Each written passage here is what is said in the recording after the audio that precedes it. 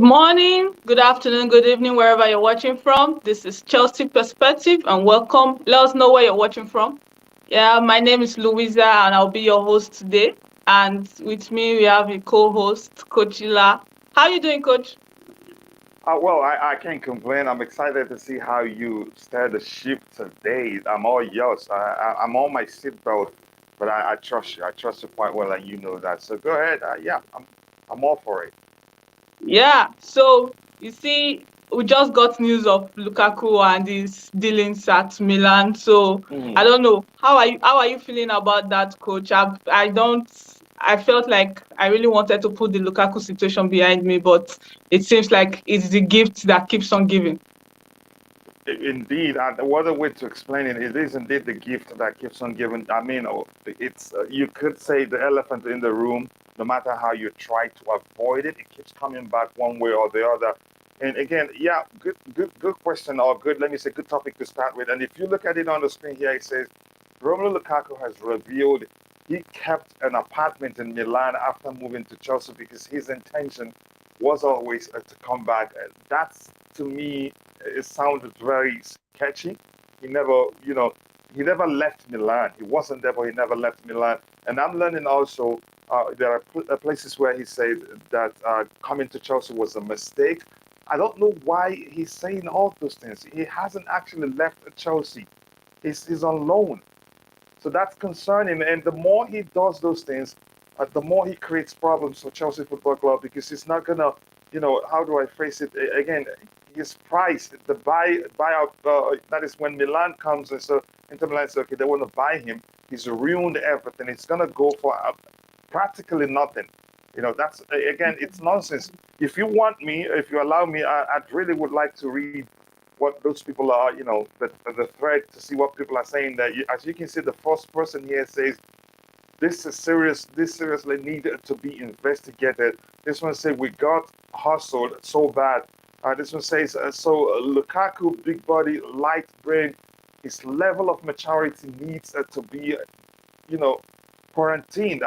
And again, yeah, it just doesn't. His behavior just doesn't make sense. Even if you wanted to go back to Milan, you don't come out and start talking about it publicly. You're just Yeah, and when you think disrespecting the about club. it, it actually needs to be investigated and with that person because the more we find out, it feels like Inter Milan and Lukaku colluded to rip Chelsea off their money because it really makes no sense how you would come for that amount of money to a club like Chelsea and say you did Mhm. not plan to stay. Why and sign that long contract? Because you weren't forced. Because at the beginning, we were like, we're not going to get Chelsea. We're not going to get Lukaku at Chelsea because he was making all these comments about he's happy at Inter Milan. He doesn't want to leave. Yeah, This is yeah. where his home is. But you finally agreed and you signed that contract. Like Inter Milan convinced you to go, and with the impression that you are going to come back very soon. You know you are coming back soon. Just sign this thing. Let's get the cash in, and we'll come and get you when we're finally succeeded in hustling Chelsea from their money. It really made no sense. Really made no sense. And the more we find out, the more it just gets more annoying. So let us know what you think about this situation in the chat so we can go through it and we'll discuss it together.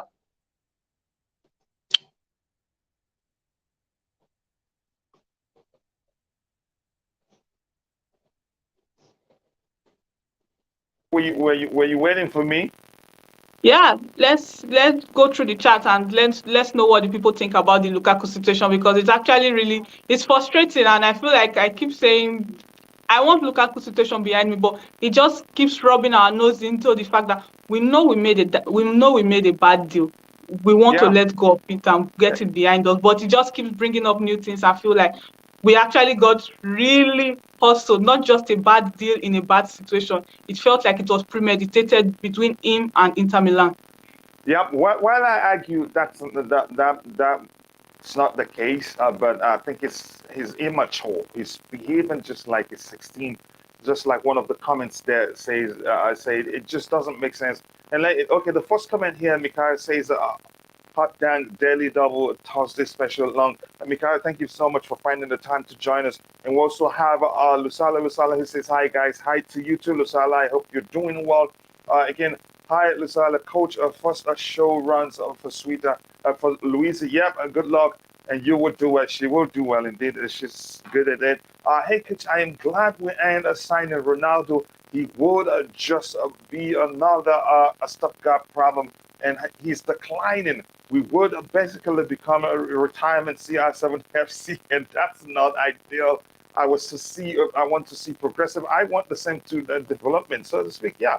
Could you please tell me why is the administration at Chelsea so slow? Sterling completed everything before he flew to LA, but at Chelsea website, no news. Same with Koulibaly. Actually, if I can answer this one, Sterling's announcement was actually announced on the website and the app, but the thing crashed. I think maybe too many people.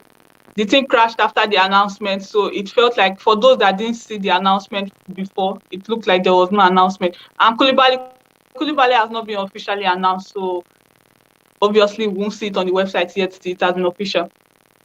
Yeah, I agree with Louisa. Here's the thing. Let me just quickly address this comment by Adam here. I understand what you're saying. I never wanted him to come to Chelsea Football Club. It would have been a serious risk, one that may, in a year or so, cost the manager to lose his job because he'd be on a very huge wage. Plus, his ego is a problem for me. That's the way I see it. Some people see it differently, but the chances are the manager himself recognizes that he's going to come with a lot of problems. Yeah, there are some positive to it, but that's not what we're here to talk about today. And here we have, could you please tell me why, again, Louisa has answered that question, that helped. Olusala, he says, jeepers, he says in the interview that he would return one day. That's a different thing altogether, but what we're looking at the screen is different. Just like Ziyech said about, again, you could argue there's no problem him keeping a house at Inter Milan, but the aspect that if you put people, he's allowing room, for people to make up stories about him saying something like, that coming to Chelsea was a mistake. It just sounds as if he never left Inter Milan. He's the person just read the room. You might not have any bad intention, but you need to understand the room. It feels like no one is advising him on how to relate with the fans and the media. Yeah, he doesn't have to reveal it. That's the argument. He doesn't have to reveal it the way these guys are saying he did. If that's the truth, but it just doesn't make sense, I think. And we've seen some cryptic tweets. You could argue end that Chelsea Football Club if you paid attention to it, or if you're into music and understand how you can use rhymes to take a jab at somebody. But that's, by the way. Go ahead with your show, Louisa. Yeah, it's not a bad thing for a footballer to be like, okay, one day I'm going to come back, or maybe I'm going to retire here, or in my 30s I'm coming back. But he should read the room. He needs to learn. He needs to know that the fans are out here agitated for this deal. The football world is looking at Chelsea right now.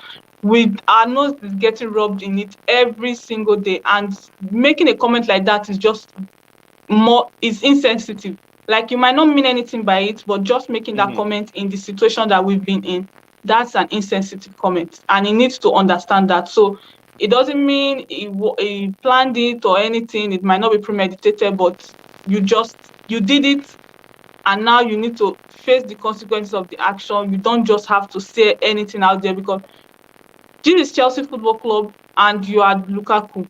They are big deal. Things are going to be drawn to the attention. It's not like you're not just a nobody, or you do not leave a club that no one cares about. Everybody is looking for a way to label Chelsea as a wrong move. They just went in, they treated him bad, because even Thomas has gotten some negative review for for the way he treated Lukaku at Chelsea. I understand that maybe someone like Lukaku, you might have to have changed the formation of the team and the how the team plays to suit him, because you bought somebody of 100 million. You need to find a way to make 100 million work. 100 million is not. It's basically because we did get him when after our Champions League, so we did think that we're going to build on something we already had, and it looked like we brought him in and it became a clog in the system. So something needs to give. Yeah. Here's some sense, some some stuff in the comment that makes sense. Yeah, I agree. We should move on from it. But here's the thing. Here it says, was Lukaku applying for our club to make them? And I don't think so. I would like her to know because he had an apartment.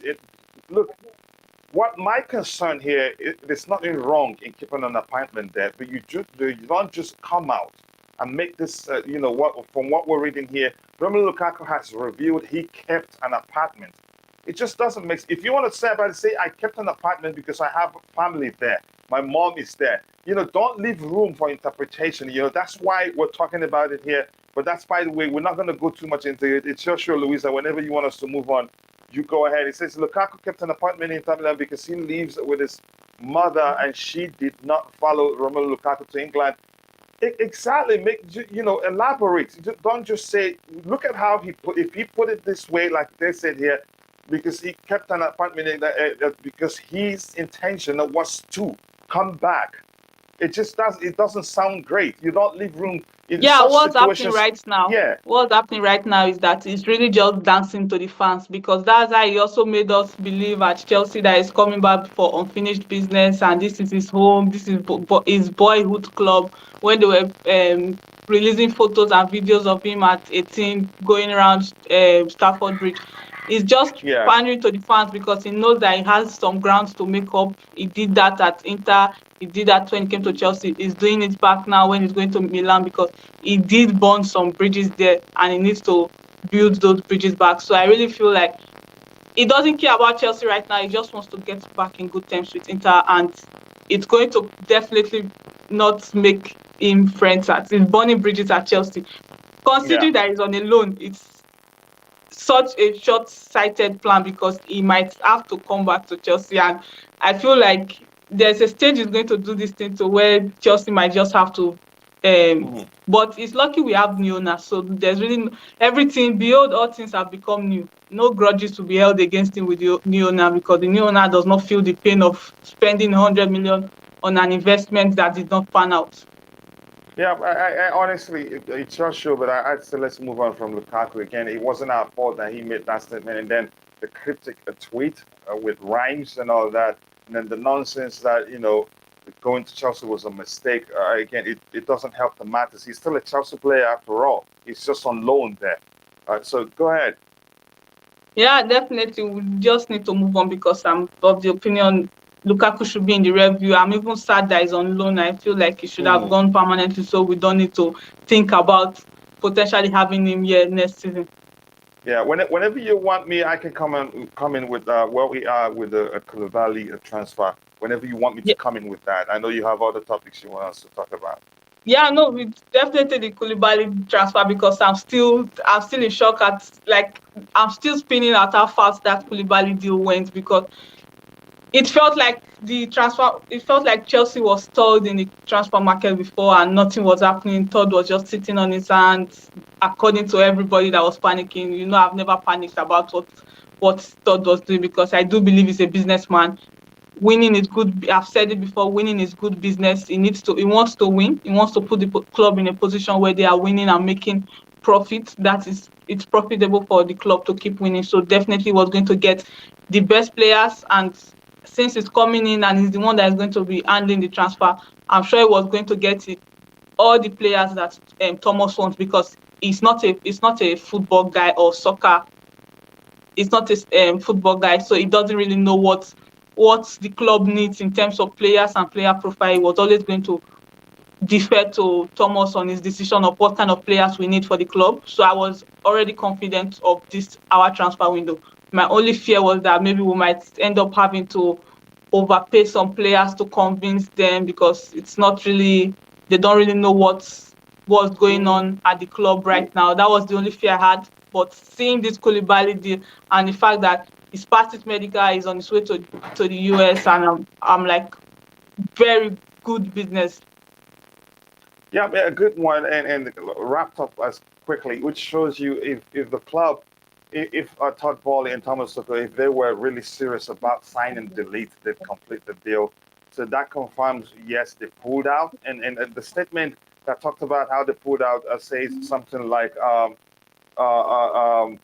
something like they feel like a delete is a bit too costly for them. And when we heard that Bayern did put in a bid for delete, we did not counter bid, which just says we don't, we weren't serious about him. Just to help you with the comments here, I don't think we want to talk about Lukaku again. Lukaku kept yeah, we read that, which makes sense. Says what I don't understand it is the fact that Lukaku does not know he's still a Chelsea player. That one confuses me too. It just doesn't make sense. All those cryptic tweets and everything, the statements that going to Chelsea was a mistake. Maybe it is by design. Maybe he's trying to make it even cheaper for Inter Milan the time they want to get him, because we've seen clearly he doesn't want to come back. And again, it makes sense. And I wouldn't come back if I was him, because whatever happened caused him to not do well in his second stint at Chelsea Football Club wasn't entirely his fault. Lukaku does not love Chelsea, says Mordecai Ben from Kenya. I remember. Nice to see you here, brother. Please, I appreciate all your support. And whenever please, you can, just keep telling people about Chelsea perspective so that you can help us reach more people. Right now, we have 44 people watching, and we have 26 likes. We can do better than that. So if you haven't, please take a second to like the video. Louisa, if you don't mind, let me take a second to tell them how we roll here. We'd rather you like the videos than donate to the channel, your hard-earned cash to the channel. There are other ways the channel can make money. You being a part of the show, you watching the show, even when you're not contributing in the chart, you sharing the video on social media, those things do go a long way. So thank you for all the support, and keep liking the video if you haven't. We have 52 people watching, and we have 26 likes. Let's shoot for 300 likes by the end of the show. But did the Kimpembe deal go cold? I have heard much about it. I think let me just take my notes and remind the host today. We need to talk about Kimpembe. It's important. There is some updates on that. Whenever she's ready, we can talk about it. So I'll highlight this comment. I'm her studio engineer today, and I'll be doing the readings for her. Nathan Aki should be added to the list of acquired players too. Could you let us know why? Do you know something we do not know? And here we have Lukaku reminds me of that girl we all know who tells you you're the world and you spend thousands on them. I get it. You've been there too, right? He just isn't loyal. Again, I would argue otherwise. Why? Because had he worked out for him, had he continued scoring goals like he started well, then we'd all be praising him and all that. But that's, by the way, we're not going to go into whether he's a good player, bad player, whether it's his fault or not. I just want him to mind what he says. It just doesn't make sense. Go ahead, Louisa. Yeah, and this all sports fan Adam says he could have handled things amicably. Of course, I feel like there was 100 different ways he could have handled this situation at Chelsea that would have Mm-hmm. been better for him as a player and for Chelsea as a club. So I really Mm-hmm. don't know, but we are moving on from that. Back to the Koulibaly deal.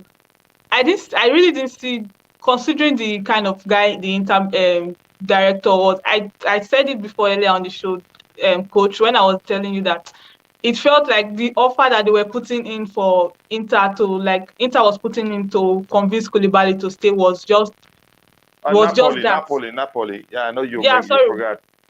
The offer they were putting in, I felt like it was just a ploy to up the ante for Chelsea to maybe either move fast or Mm-hmm. spend more. Yeah, I but don't think with how fast this deal went, I don't think Napoli was doing anything to actually convince him to stay. They were just putting things out there to make Chelsea spend more or spend fast. yeah, but I think I agree with you. We know Laurientes. He's not. I wouldn't say he's a bad person, but he's a shrewd businessman. And I knew before time, even if that player has just like 10 days left on his contract, he'd be able to get you to pay a sizable fee for that player. And again, the case of Koulibaly epitomizes this argument, because we had that argument here before, and I said he's not the easiest to deal with. Look, he has 2 years left on his contract. Look how much we're paying for him, and look at his age too. And I think I agree with you that the truth is, we hearing it that they've offered him a place in the club's board, and they've offered him an improved contract. Those were just nonsense. They just wanted us to pay more money. But it's what I'm hearing is this. I think they liked Todd.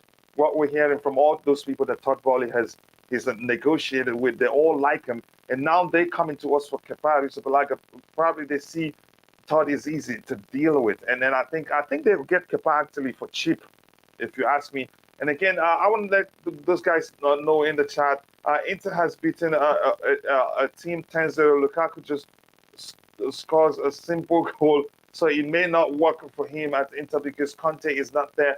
Again, there's a chance I wanted to work for him because it wasn't entirely his fault that his second stint at Chelsea Football Club did not work out. There are other factors, that contributed to that being going down the way you want. But I want us to please move on from Lukaku.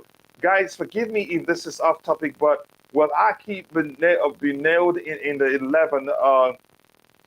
The nailed in the 11 because on FPL Ake is only 5 million, and I'm kind of overthinking the starting back line and what it could be. Again, I'm not sure how to help you here. I have to be honest, but I'll highlight FPL it. the I feel like 5 million for Ake on FPL is sensible considering that someone like Alonso and I think Reece James, they both started Mhm. on 6 million. They eventually increased or decreased over time, but I don't think Ake is going to be nailed in our starting 11. It's left to see what Thomas' plan is for Ake, but I don't think, Let's see it especially this with way: if Koulibaly. Kimpembe comes and Koulibaly is already here, I think you make a good argument. He's not going to be a starter. He's not going to be Like a nailed starter. in, because Yeah, nailed nailed in in as a starter. No, starter, I no, don't he's think not he's going going to to be. be No. nailed in as a starter. Yeah. He's going to start some games definitely, but I don't see him nailed in as a starter. Hmm. Yeah, go ahead. Let me see what we have here. Kimso, nice to see you here. Louisa is the host today. I'm just helping her. I'm the studio engineer, and I'll be doing the reading for her. It confuses me why we want both Ake and Kimpembe. I've argued that before, but some people think we need them both. And True Blue says we need them both because we're going to stick to three at the back system. So he wants to be assured he has two left center backs, and that sounds it makes sense. But I think otherwise. Again, yeah, it just confused me too. Lukaku, the buggerman. Again, I'm not going to talk about him again. But guys, what of our own Chalobah's future? I think the Chalobah for me at this point is still safe. We haven't signed too many players in that area. Maybe if any of those players were signing, if they're able to play in that position, but we'll see what happens. Yep, Lusala says, but why Atoko did not want Kunde? Because we're hearing that Kunde wasn't his choice, but there's a chance Yeah, there's a chance Kunde that's wasn't. nonsense. No, I don't think that's nonsense because considering where Kunde's deal was, Kunde was practically a Chelsea player just for the sanction to be lifted and for us to sign for him to sign his signature. I don't think Kunde was Thomas's decision, because if he was, I feel like Kunde would have been the first deal in. I don't think Kunde. We could end up seeing Kunde if maybe one of the deals we are How trying about to if one I of. argue this? How about if I argue that maybe he found other better options? Because there's always, if when you're planning to go buy something in the market and you do a research and find out, yeah, actually, there's a better product out there, you know, no sentiment if you really want one that will last for you. That's a chance. Kunde has always been his choice. And then, boom, he changed his mind to go to someone else. That's a chance also Kunde was the board option. You don't know. But whatever, again, at IQ, let's not dwell on those things again. That's up to you. Whenever you want me to continue reading what's in the chat, but coming up to the Koulibaly talk, if you want me to talk about him, it says I said it before. Drake will be very proud of what's his name, Todd Boehly. Talk about a 0 to 100. That was what happened because a few days ago, if you remember, we thought we had abandoned the pursuit of Koulibaly, and then boom, just like this, the first day we started talking with them, the next day, boom, it's done. And that I am proud of the man in terms of that. But go ahead. Exactly, and I feel like the way Todd is doing his deals, I feel like it's actually going to make more players be attracted to the club, in the sense that they know where they stand with him. They know if it's after them, it's after them. If it's not after them, it's not after them. So I feel like we're actually going to get some more players interested that were not actually originally interested in like playing hardball with their future. Where do they stand with the owner? What do they want? Things like that. So I definitely like what's going on with Todd, and I was excited about it, and I'm like, okay, I was sad to see the Roman era end, but now I'm excited to see the third era begin. Yeah, I hope it does better. I love Roman, but we want progress. We want the Roman that wasn't. You could argue, he wasn't perfect. He's a human being. Again, that's my argument. Go ahead.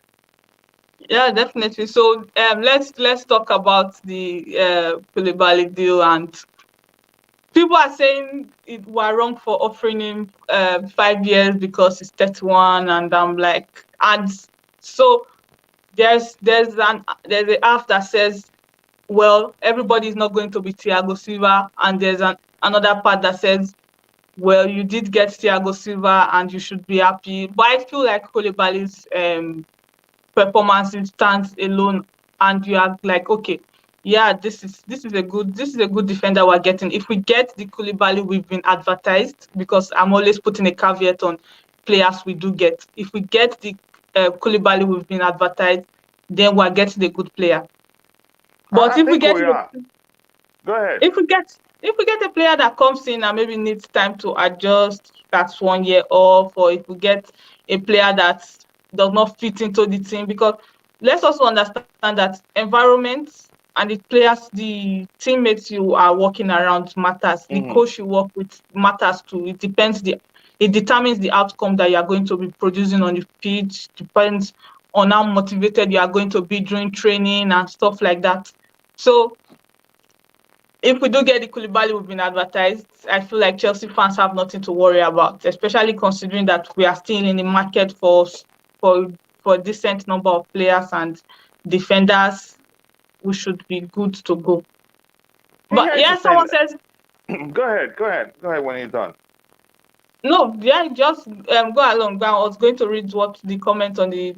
Oh, okay. What I wanted to say is this, again, in terms of Koulibaly, we're getting the product as advertised, if you want to argue that. Again, in most cases, I'd say, well, there's no guarantee that person comes and they perform. But one thing, for me, when looking at a footballer, how good a footballer is, first of all, I value their intelligence on the pitch more importantly. If a footballer isn't as intelligent as Thiago Silva, as intelligent as Kalidou Koulibaly, then even as they age, they still be as good as they've been. They even get better with time because they're able to still learn more, learn new things, add it to their reservoir of knowledge on how to operate on the pitch and become even better.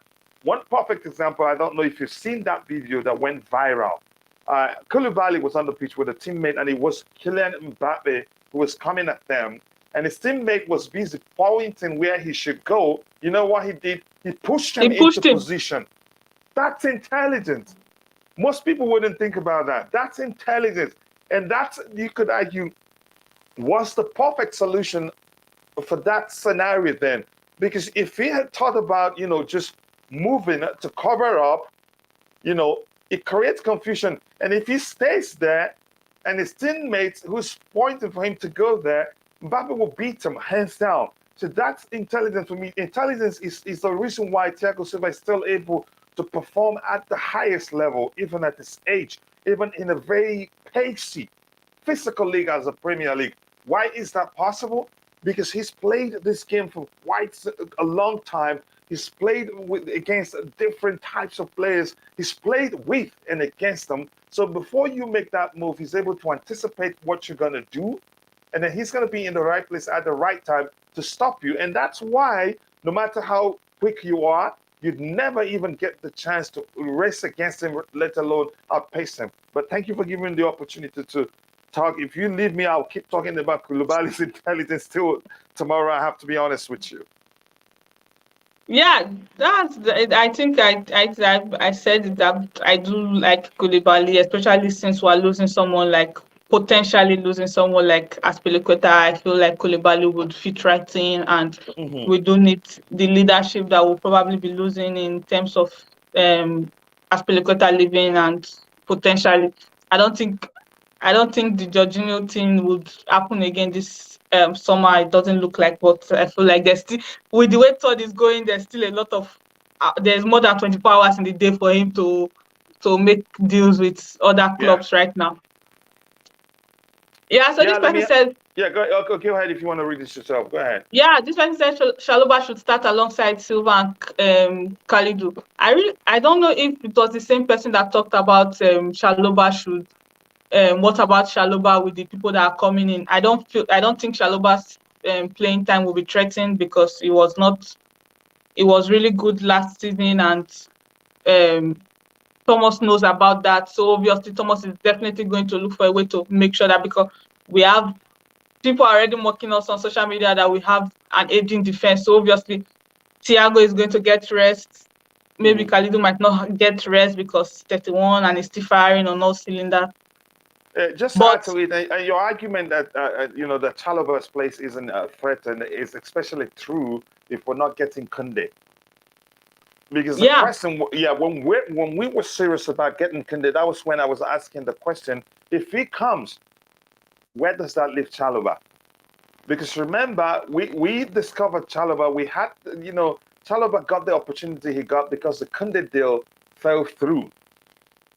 So that may well be, maybe Thomas Tuchel has thought about it and say, okay, why spend this much money where we have Chalobah? Let's see if we can find another cheaper alternative that's capable of also being a starter, because Chalobah, nobody expected him to do that well. So Tuchel may have decided, wait, what am I going to do with Chalobah if I get this guy in?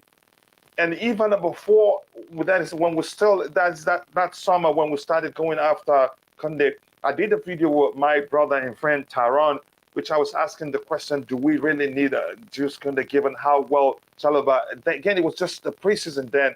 So again, I think your argument makes sense, especially if we're not going to sign Kunde, because if we sign Kunde, that's a question. Again, I'm all for us having two good players, two starting players in each position. So when one gets injured, we don't have a problem. And then whoever is starting understands that they have to give 100% plus, or they drop to the bench. So go ahead.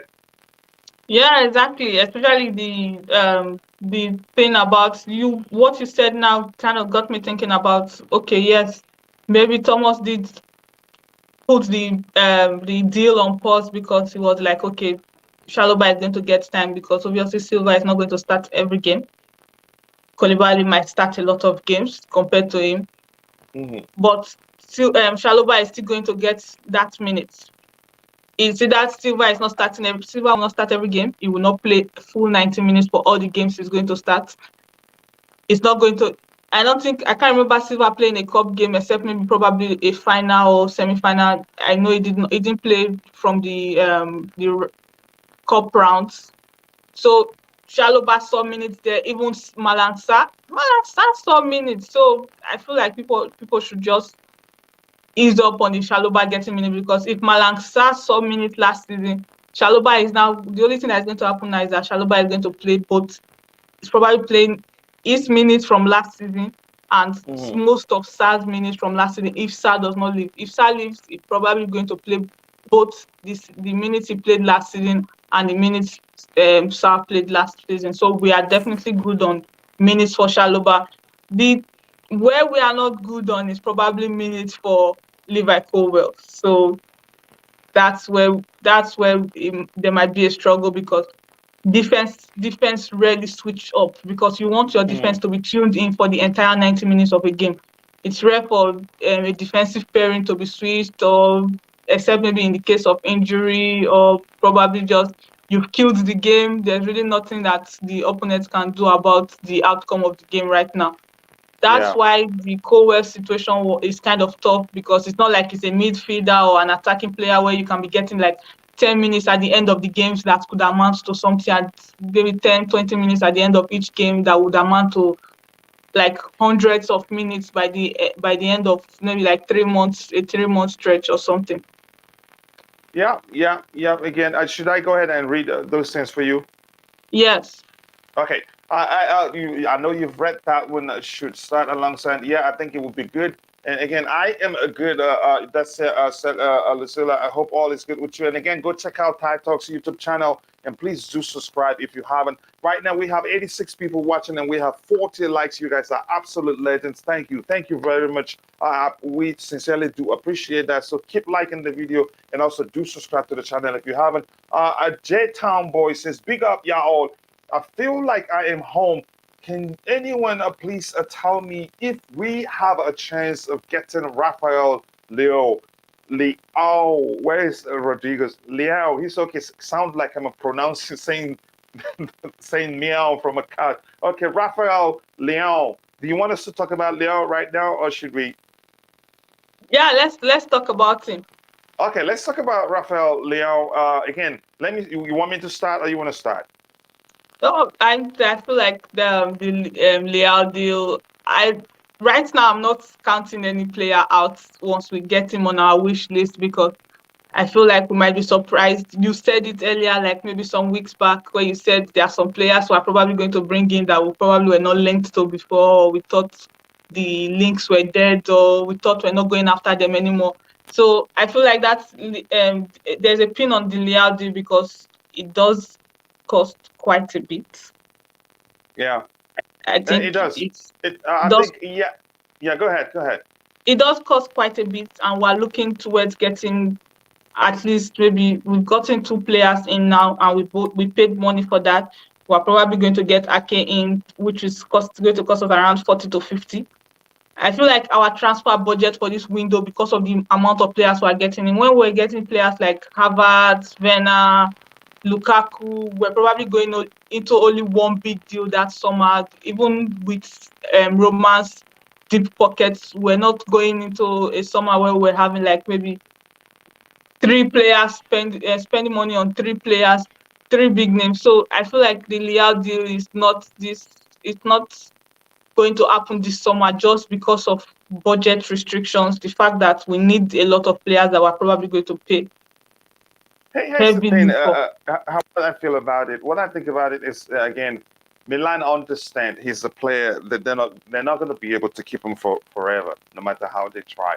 So now I think them offering Leon. I hope Rodrigo will be proud of me. Them offering Rafael Leon a new deal. It's just to insert an even a bigger buyout clause in his deal because that he's good. I have to be honest. He's good. Let me just be cautious when I say generational talent. I don't think it makes sense. I love it was True Blue that corrected me in the morning. I don't think it makes sense to say a player at his age it's a generational talent. You'd argue that a player is a generational talent when they get to their late, when they retire, and you look at what they've achieved, and then you can come to that conclusion that player is a generational talent. And that's why I always tell people in the chat, correct me if I'm wrong. There's always something to learn from you, and you can also learn from me. So here's the thing. My point is, they know quite well they're not going to be able to keep him forever. So they want him to sign a new contract, and there were some. I think they want to pay him. I think around 1 point something. I think he's in a little much less than. And his agent, who's Mendes, who's had series of meetings with Todd Boehly. That's why we believe we're gonna be able to get him. Say is asking for 4 million. So that's why I say if we trust him, if we trust that he comes, he does, he becomes that talent we believe he is. I think it's worth taking the gamble, taking the risk because it's business after all. But that's by the way. Here's something else I'm reading here right now. Again, he says it is believed that Rafael Leão would prefer a move to League One over Chelsea, with PSG previously having a bid of 60 million rejected by AC Milan. That gives me again. There's still some hope, some measure of hope, because if we're willing to pay more, Milan would be willing to sell to us.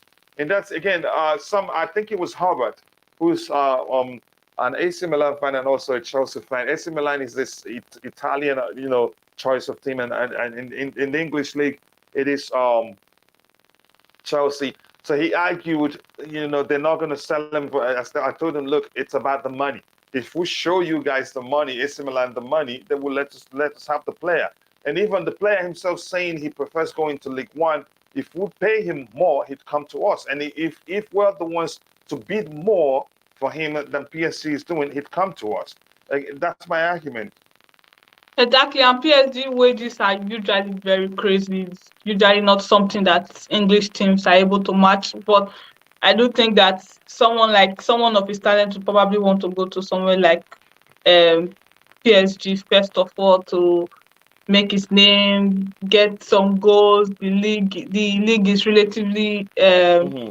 the tackles are rough, but he can relatively coast through. He would probably win the league title with PSG with less force than you would do it at Chelsea. Here's what I'd argue. Here's what I'd argue here is, again, I just lost what I wanted to say, but just go ahead. I just lost it because I'm trying to help you do something on the screen. Go ahead.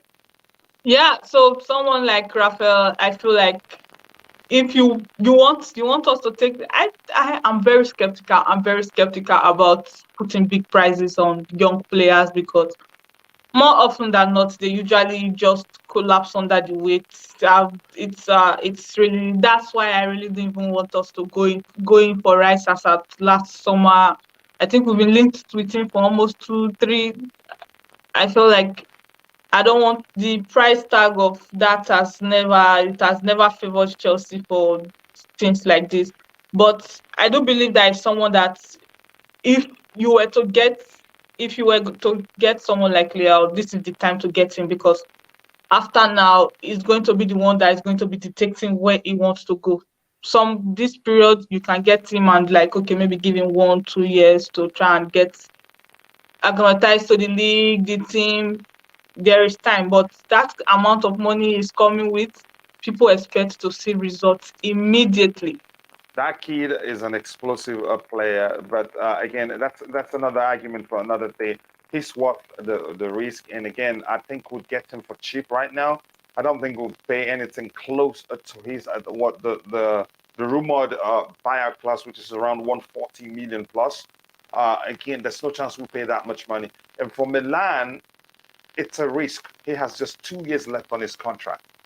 And it's not, you can't force him to put pen to paper for, you know, a new contract. He'd drawn it down and leave on a free. And when you have such a talent, I think they'd be willing to cash in on him right now. And I hope we'll get him. The PSG has bid 60 million and they was rejected. I think we should, add a little more to it and see what happens. And since Todd Boehly has had meetings with his agent, that's a chance they talked about him. But I don't know. Right now, we have 91 people watching and we have 49 likes. If you haven't, please take a second to like the video and also do subscribe to the channel. I'm going to say thank you to you guys. And I know the host also is thanking you guys because it's not easy.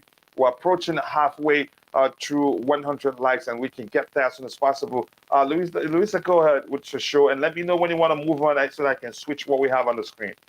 Yeah, but if PSG is offering 60 million that has been rejected, I feel like 60 million and 70 million are so close when you talk about this kind of money.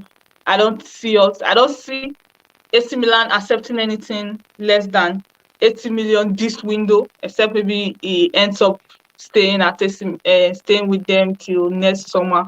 I don't see them accepting anything less than 80 million. So we should be ready to bid around 80 to 100 million. You think AC Milan is not going to wait till they get up to 140 because realistically nobody is going to offer 140, maybe around that 100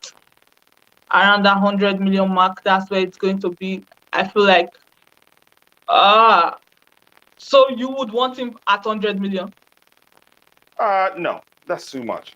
That's really too much. That's when it becomes too much, and I don't think anybody will be willing to pay that much money Where's for your him at cap? this I feel point. like PSG might My be cap willing should to be pay that around money. 75. Let's say 75 to 80, because he I has feel just like 2 years left on his contract.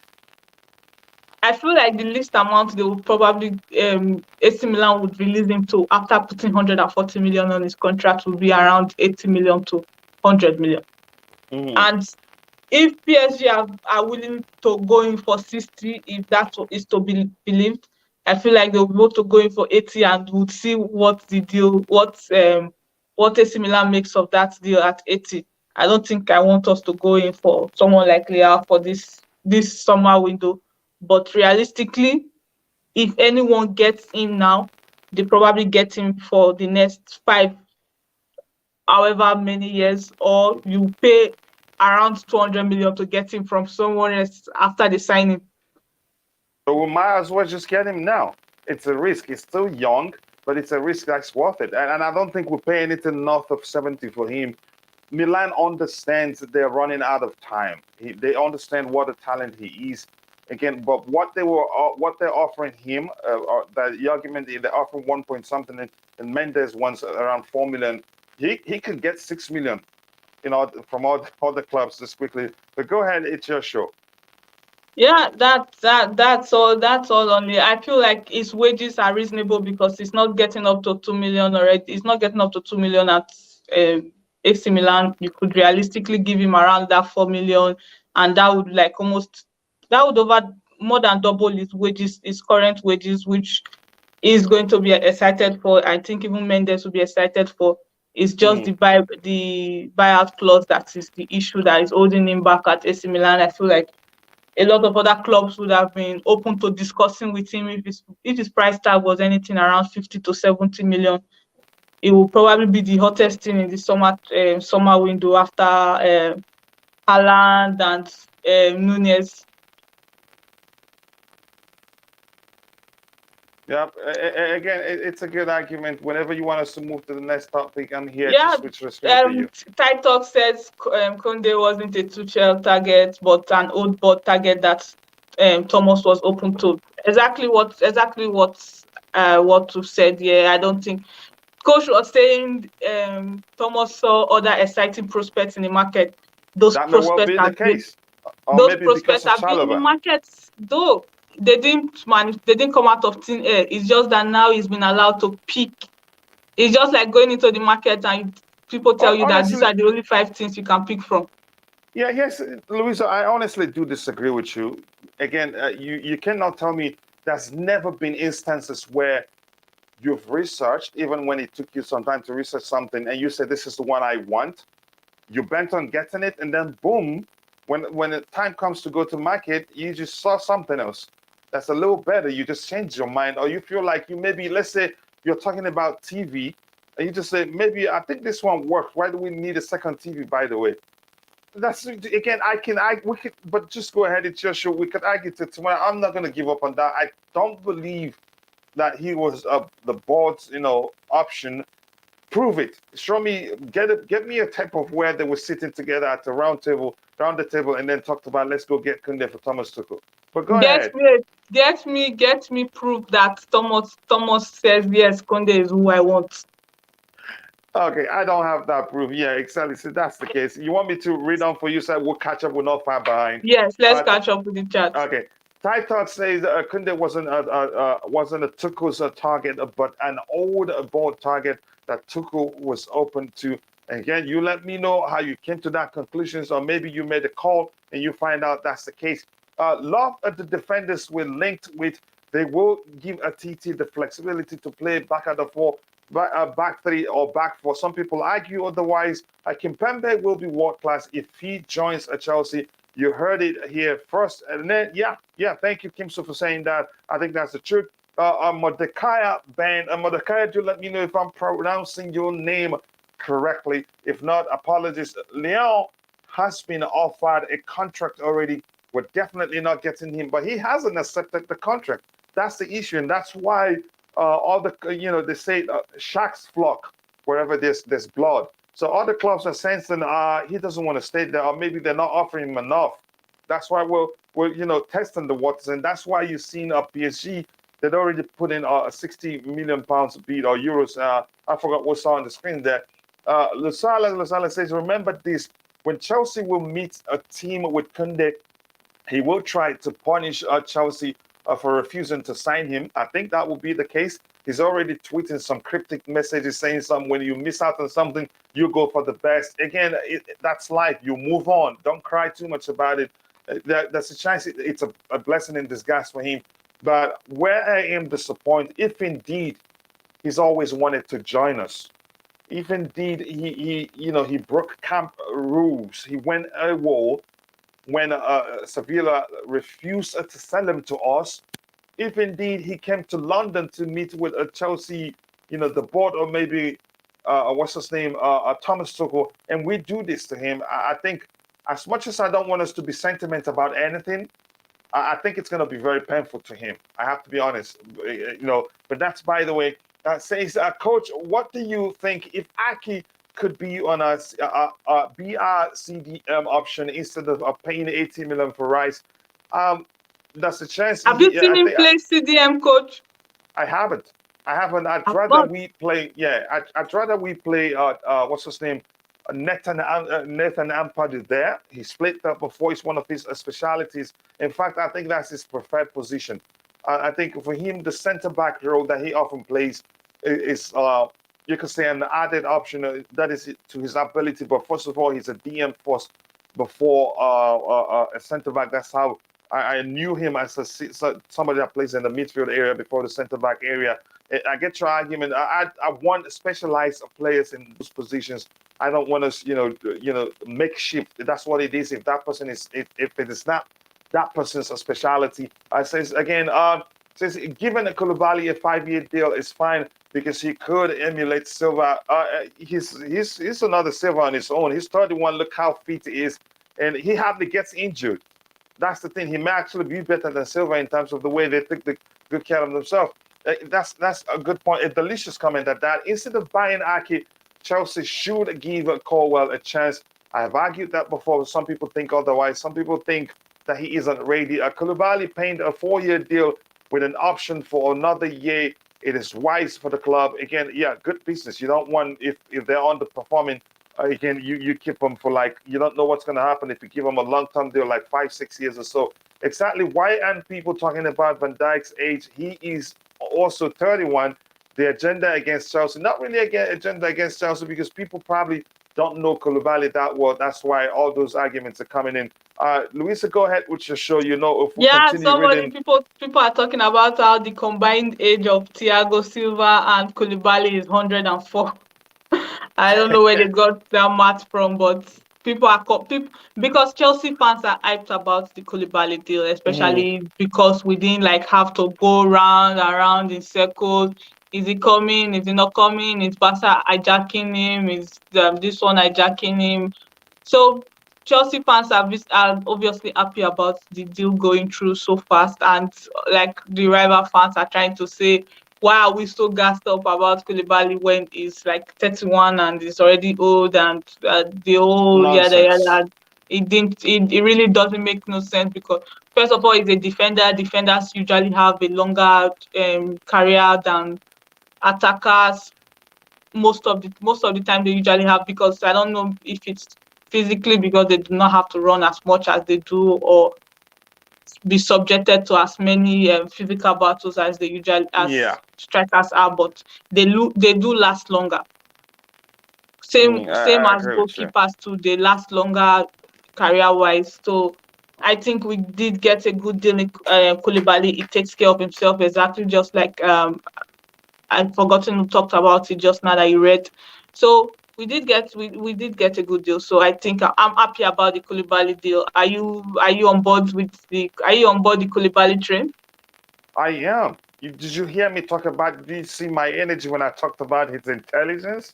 What else do you want to see? I am actually.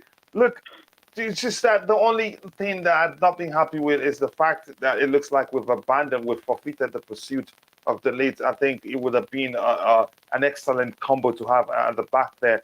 But like I've argued before, we've all called for the manager to be backed, and again, it seems as if that's what the club is doing. Why I'm not going to complain. So yeah, I am. Coach, I must let you you know. were making an argument for Colwill just now. You think if the lead No, comes, Koulibaly doesn't that's not. doesn't don't take anything from Colwell. If the lead comes in after getting Koulibaly, that's I feel like that automatically even takes time away from Shaloba. Is probably still going to see time, but that's going to. I guess you could make that argument, but you could say the lead can start on the right hand side too. He can also play So from the as middle. what? And I'm thinking, actually, here's my argument.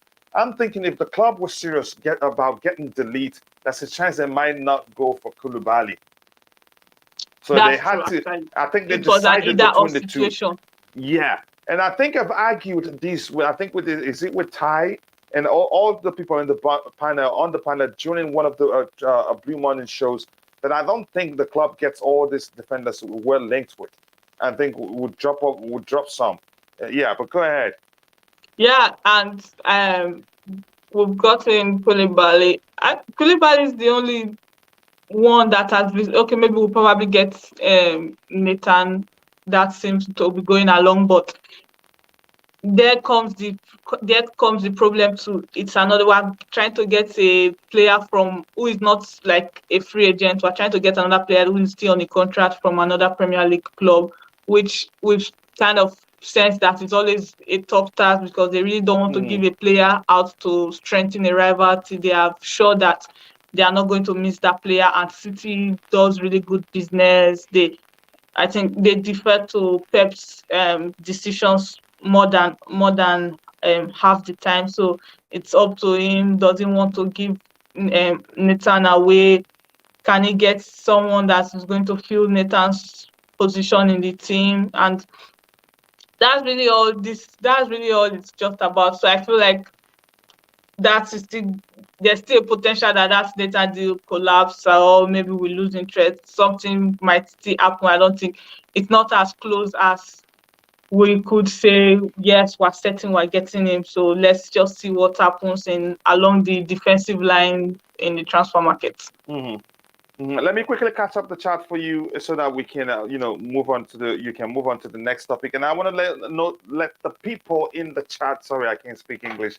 I want to let the people in the chat know that that's a chance I will skip quite a few because if we try to read everything that we have in the chat, then we'll just be doing the reading until the show ends. So please bear with me. Victor Ahanyere here with some serious accusations here. He says, why are we so much time, why are wasting so much time talking about Rafinha? We haven't talked about Rafinha this evening, have we, Louisa? Let me know if I missed anything. Haven't. So I don't even remember him. Vic, I love you, bro, but that's an accusation. The boy has said it's either Barca or he stays at Leeds United. So Chelsea does not seem to be an option if the boy I think has Barca has basically announced him when they said they have They've principal announced him, but agreement. I don't think. Yeah, they've announced him, but I don't think they've registered him. I'm not sure, but that's not my business. No, they haven't registered him. I don't even think they've actually he has actually signed because what they announced was we have an agreement in principle with Leeds, which probably means they are going to pay in installment, like it's some kind of electrical appliance or something at Leeway. Yeah, let's just move ahead from them. Let me try and catch up for you so you can move on to the next topic. Here we have Chris CMC. Chris, thank you very much for all the kind words you've said about this channel. He said, "Sup, or just catching up. Had no idea Leão was even a teen. Just catching up now. Yeah. I think I knew nothing about him until I started following Fikayo Tomori and all that, and I started seeing." Leão himself, I think he's an explosive player. I think it was Adam that described him like that. I think he's a talent. I think we should seriously look for. Chris, I know you should be sleeping now, but you enjoyed the show so much, you just want to be part of it. But I hope again, bro, so much love. I appreciate all the support. Says Money SC. Yep. Again, Victor, who is talking about Rafinha? You. Thank you. Finally, True Blue fights for the fights. Finally, True Blue is on our side. We might be doing something right for once. Now, maybe Victor heard the wrong thing. If y'all had to bet on our two next incomings, who would it be? I would say again, Ake is coming. I'd say I'm hearing something about what's his name? Kimpembe, that he's torn up between staying at PSG and coming towards. He loves PSG, but he loves the Chelsea project and yada yada. That's the two players I think at this point. Luisa Itiocho, he asked the question. I just answered it because I was the one reading it. Yeah, I'm going to cheat and say Koulibaly because technically he hasn't been announced. Oh He's not no, a no, Chelsea player no, yet. no, no, no, no, no, no, no. No, take your choices outside Koulibaly, Louisa. What are you doing? What He are you hasn't been doing? announced. His bio has No, not changed. no. He's done his medical. He passed it. He signed the papers. He's on his way to the United States to join the team. And you're telling me you're Do you have counting an him? announcement from Chelsea that he has been signed? Not yet. But that doesn't mean. Come on, Louisa. Come on, don't cheat. Anyway, go ahead. You make your choices so I can help you catch up with what we have in the Anyways, chat. I Yeah. think I feel like the Nathan deal might still stall. We might end up having to maybe we might get one deal from like another league. I'm still looking at this guy from Klaus. I feel like if I'm going to pick two players, Klaus might be my number two, my number one. I don't know. Are we really going for him? I feel like we know Thomas knows that we need competition for Reece James, and realistically, that's the guy we've been linked to that could come in and give Reece James that competition. I don't know. We probably might end up going for somebody else, but I feel like we definitely are going to get someone that is going to compete with Reece James. Maybe it might come from. Do we have anyone that plays Reece James' position from our loan army? I don't. I think True Blue mentioned a player, and I think it's not Matson. You know, that was Ian Matson, and we heard that he's leaving us. So that's Uh, and a True Blue also during during the Blue Money show said we're going back for Klaus. But yeah. there's something again I saw online which says that Klaus would rather go to was it one of the clubs that were coming for him, but I'm not sure if that happened. So again, it's all rumors. It may well be some distractions, but the you know, you talking about the importance of getting a player who plays in that position. I think it's vital now because we heard that. Sorry, don't. I hope you don't feel like I'm hijacking your show, but I'm just No, following up no. from what you said.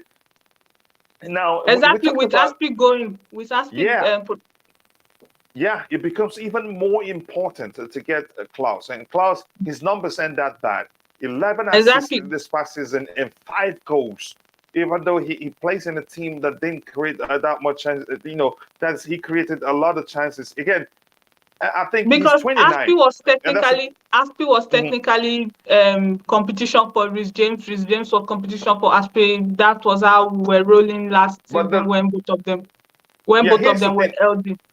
Yeah, I think Klaus would do even better. Why did I say that? Because the right wing Definitely. back role is his specialty. He bombs forward 90%, 80% of the times of it, you know, and he can, you know, I wouldn't say. I think my attention was all the way he attacks. You got what I mean? But with those numbers, I think I think we should get him honestly, and I think it Yeah. would be a good replacement. And for 8 million, it's an absolute steal. Yeah, it could potentially come in and be the next Aspilicueta got him for a little amount of Same money with price, same little price, fanfare. around 8 million plus. Exactly. So that's why I'm putting Klaus as my number two. I'm having faith. I want him to come. It's just I'm trying to put it out in the universe. Klaus is my We'll number see. two. We'll see. And he says, remember the question says two next incomings, and you say Klaus. I'd say no. I say Kimpembe and Aki, but I think CMC understands. But here we have.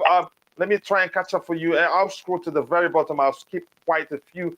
Lusula, is it Lusula Lusaka? Whereas I agree with you about being played out of position, but when I actually watched them, when they played, they don't again.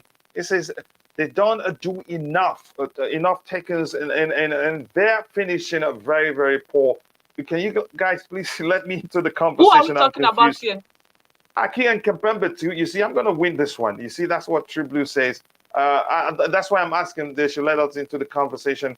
Solin is already in the US with the boys. Yep, I think we know about that already. So, Louise, I'm just going to skip to the very bottom so you can go to the next topic. We don't want to get stuck here.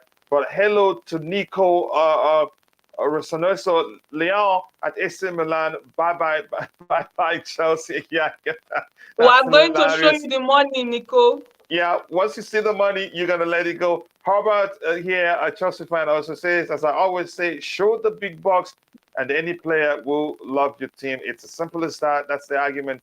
And again, thank you very much for everybody. If I skipped your comment, we will try to read your subsequent comments because if we try to read the whole comments, we'll be doing that the whole night. And truly, thank you for sharing that link. I will take a look. Jerry Cloney says more defense, different approach to the game. TT will be able to change his game play. If you think so, ask another person that you get what you hear. Oh dear, we go announcement, blah blah blah. Yep. Hi, Yao says Lala. Lala, nice to see you here. I hope you're doing well. I said Stalin was done, but they wanted the announcement to be in the United States. Yes, you said that a couple of times, not just once. So US fan base is why we were going even before Boehly. Yep, that makes sense. It says Leao would have been great, but let's use that money for a few players or increase wages for Reese and Mason. Again, more importantly, this is my brother, the Added Time podcast. Please go check out his channel and be sure to subscribe. And don't forget to let him know I sent you. And by the way, bro, you can share the link to your channel in the chat. Let people go check it out. And here, Lala says, tell that Milan guy, thanks for KCA, KCA, Frank KCA, and respect Chelsea. Thank you very much for kindly saying that. You go ahead. I think we're all caught up with the chat. You go ahead with your show. Yeah, so I feel like right now that's on that. So the next what we've been linked to. We've been linked with Kimpembe, yep, and it's serious. We're hearing that we're actually talking with PSG. PSG. They've quoted a price, and I think we're serious about getting him. But I'm hearing that he's torn between remaining at PSG and also coming to Chelsea Football Club. So you go, yeah. I want to get your thoughts and on that. And if you're in the chat, let us know what you think about what we're hearing about Kimpembe, that he's torn between coming to Chelsea and remaining at PSG.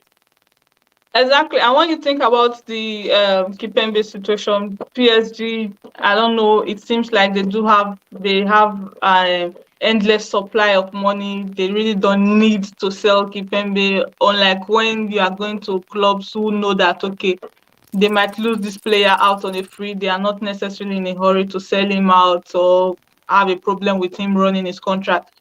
If he's cool with staying there, he's staying there. But what is the plan for him? It might not be among their plans anymore, and he might probably want to come in. But I don't see, especially with the players we did get. The players we So did get, I don't see Kipembe like willingly coming to Chelsea. Maybe the only way it comes to Chelsea is if PSG says, okay, we're done with you. You either run out your contract here and go on a free, or you go respectfully to a club that desires you, because it's business. You want to go where you are wanted. You want to here's what I disagree with that with you on that one. And before I do that, if you don't mind, if you're watching, we have 160 people watching, and we have 61 likes. Let's get it to 100 likes at least. And again, let me repeat myself. We'd rather would rather you like the videos than donating your hard-earned cash. To the channel. There are other ways the channel can make money. Again, we're grateful enough. We're grateful for you alone being in the chat, contributing there, and you watching even when you're not contributing in the chat. Those things do go a long way for the channel. So we thank you so much for all you supporting the channel the ways you can. Again, you want me to catch up with the chat for you, right? Yeah, but you Okay, said you yeah. disagree with what I said. So what do you disagree about about? Kimpembe. Yeah, thank you very much for reminding me. Here's why I say I disagree. We're hearing that Thomas Tuchel he'd already spoken with the player, and it's a player who he knows very well. He's coached him. The player has also played under him, so that's why. And we're hearing that he's pushing the club to get him. So there's so many factors that it combined as one point to the player coming to us. There's a chance, the rumors that he's torn between remaining at PSG and also coming to us. There's a chance that's absolute nonsense. because the stories are already there. As of yesterday, I think actually I heard that we're closing in on securing his signature. We're close to bringing him to the club. So there's a chance those clickbait media outlet out there, they know if they put out a tweet, if they put out an article saying Kimpembe is torn between staying there and coming to Chelsea, that you will get it will be a hit. It will be a hit. It's just somebody coming out there saying breaking news. Koulibaly changed his mind. He's decided he want to go to Barcelona. Even though we're hearing he'd already put pen to paper and he's on his way to America, you still see people clicking, reading, sharing it, resharing it, and then it's everywhere. So again, I think he comes to Chelsea. But go ahead. Oh, I think I feel like he comes to Chelsea too. Considering I'm just going to say Kimpembe comes to Chelsea just because in Todd we trust. Todd has been doing some kind of business deal. I feel like because I know, not that I know, I sense that Thomas wants Kimpembe, and Thomas has been going after. Todd has been going after all Thomas targets, and it's going to go after Kimpembe. And considering PSG is open to selling him, is probably going to find a good boundary. And I've not seen any other club linked to him. So it's either between coming to Chelsea or staying at PSG. And if PSG are willing to sell you, then I think you should know that it's time to go where you are wanted. And that's probably what Kimpembe is going to do. Yeah, let me catch up with you. As promised, Tribune, just happy that they didn't wait until the Super Bowl. Educators, bro. What difference would The would they have made if announcement that of happened? Sterling, like they didn't wait till Super Bowl to Yeah, that's announce his I true want to know. plan. Yeah, I want to know if it was during the Super Bowl, what will happen again? Maybe he's just It would joking, have kidding us. waited. Super Bowl is Oh, still some yeah. time away. Okay, now I get it. Now it then yeah, for it to be so special, and then it would take a lot of time. Leon in Chelsea. I'm not sure what that brother is trying to say. There challenges for titles. I'm feeling the Champions League. Maybe the Champions League. The title is going to be really, really difficult. And again, what my advice to you is temper your expectations with patience.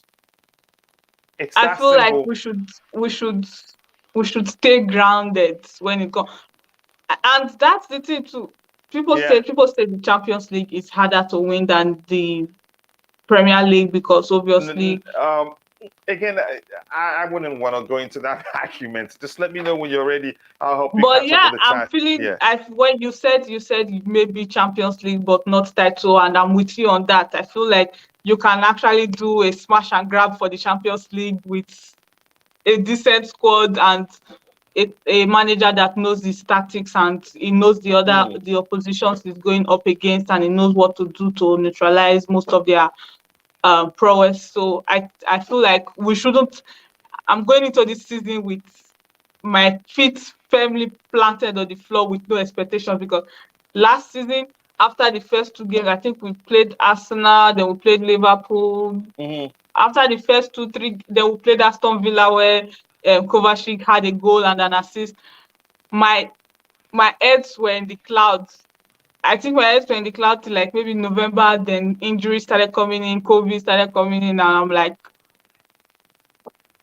Thomas Yeah. really did a number on us, trying to make us think that we're definitely out there, but let's rein in the expectations. New owners, almost like probably five of the players who are going to go into the season with are going to be new Yep. Yep. faces also. So we do need time. The coach needs time. We shouldn't just go in and maybe the first result doesn't go our way and everybody's like Thomas out, Thomas out. Yeah. Let me Let's catch just up with follow the the chat process. for you here. Again, we've read that. It says after Koulibaly, Kimpembe, and Ake, Chelsea should assign a right wing back to compete with James. And then we've talked about that in a bit, and we're suggesting Louisa here suggested Jonathan Klaus. And again, who will be our CDM? I don't think we're looking at anybody yet. At one point, maybe Rice. I don't know, and that's where I fear they may well say, okay, you take Broja, give us Rice. If you need cash, let Broja plus cash and give us a Rice.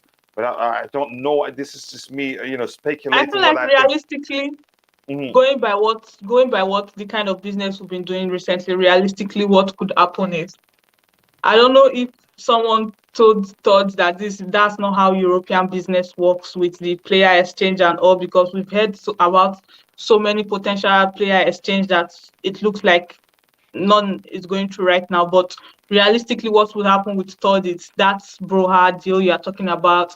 Yeah. Give take Broha, maybe add some millions behind it, get Rice, or we might go in for someone cheaper than Rice that Mhm. would probably be as good, maybe not as good, but definitely up there in terms of what they are offering to us as a CDM.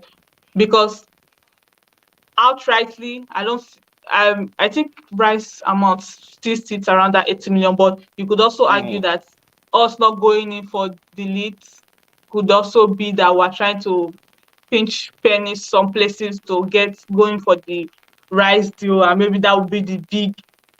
I don't see Rice as a statement signing, but maybe in terms of financial dealing, it's a statement signing because it's probably going to be high up there in intra Premier League Yeah. transfers. I think we should just not waste time on the Rice. Again, it's just sure. I think it just drag us into some argument there with some people in the chat. But go ahead. Let me know when I Yeah, will so continue. that's that. Let's Okay. catch up with the chat. All right. Here it says, "Hi, Coach. I would like your thoughts on where you see Conor Gallagher role at Chelsea. It's not a simple one, given that Tuchel is unpredictable. He's played. I think, if my memory serves me right, he's played Gallagher as a number six, and he's in no way a number six. And I've heard some Chelsea fans suggest that Gallagher should be played as a six.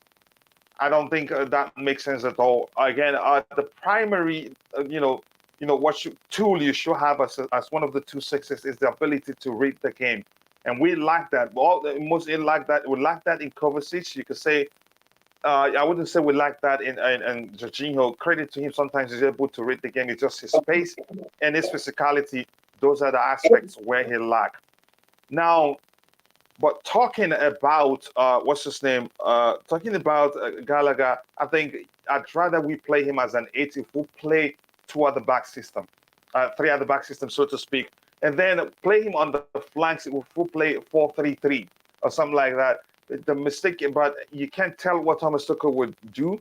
But we keep an eye open. Again, he can play on the flanks if we play 4-3-3 and play that role very well. He can play as one of the two eights if we play, three at the back system where Thomas Tuchel deploys two eights or a single eight and two attackers. He can play as a single eight too. But that's, by the way, you want to add anything to that? So And let me just move on. if you want Connor to play as an eight, would you bench mount or start mount as the second eight? It remains to be seen. Here's the thing. Connor, you could argue, not almost like to like, which again, that's how I see it. You could say Conor Gallagher is not almost like to like with what's his name, Mason Mount. Mount. Here's the thing they have in common. They have great industry. Their pressing, both of them, is next to none.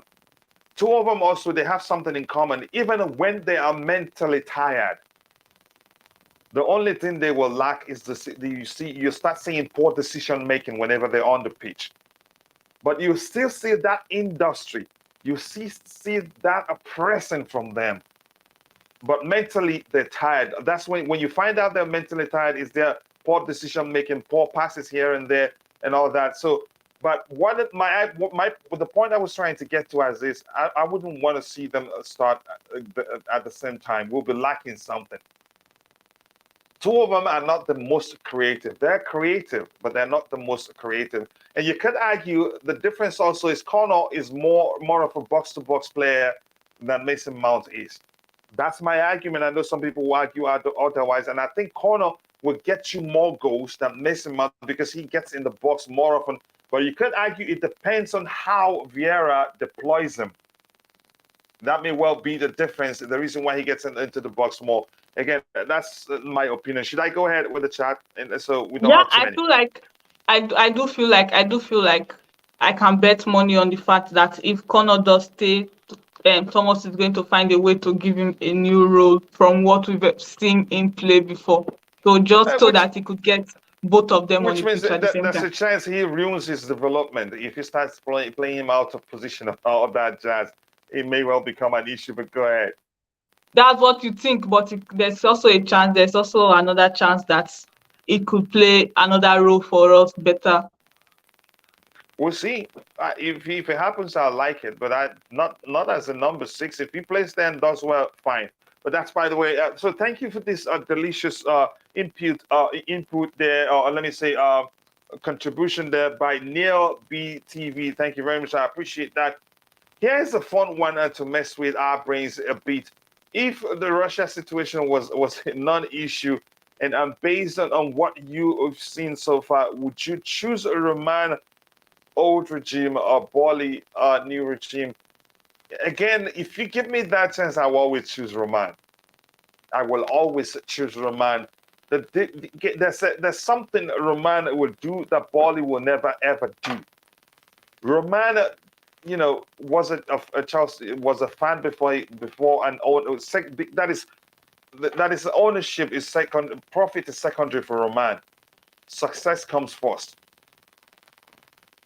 That doesn't mean there are things that Roman did that I'd like, what's his name? I'd like Boehly to change. But this is a topic I really don't want us to go into it because it will drag us into politics, whether we Yeah, mean to but do that's the so or thing. not. Politics.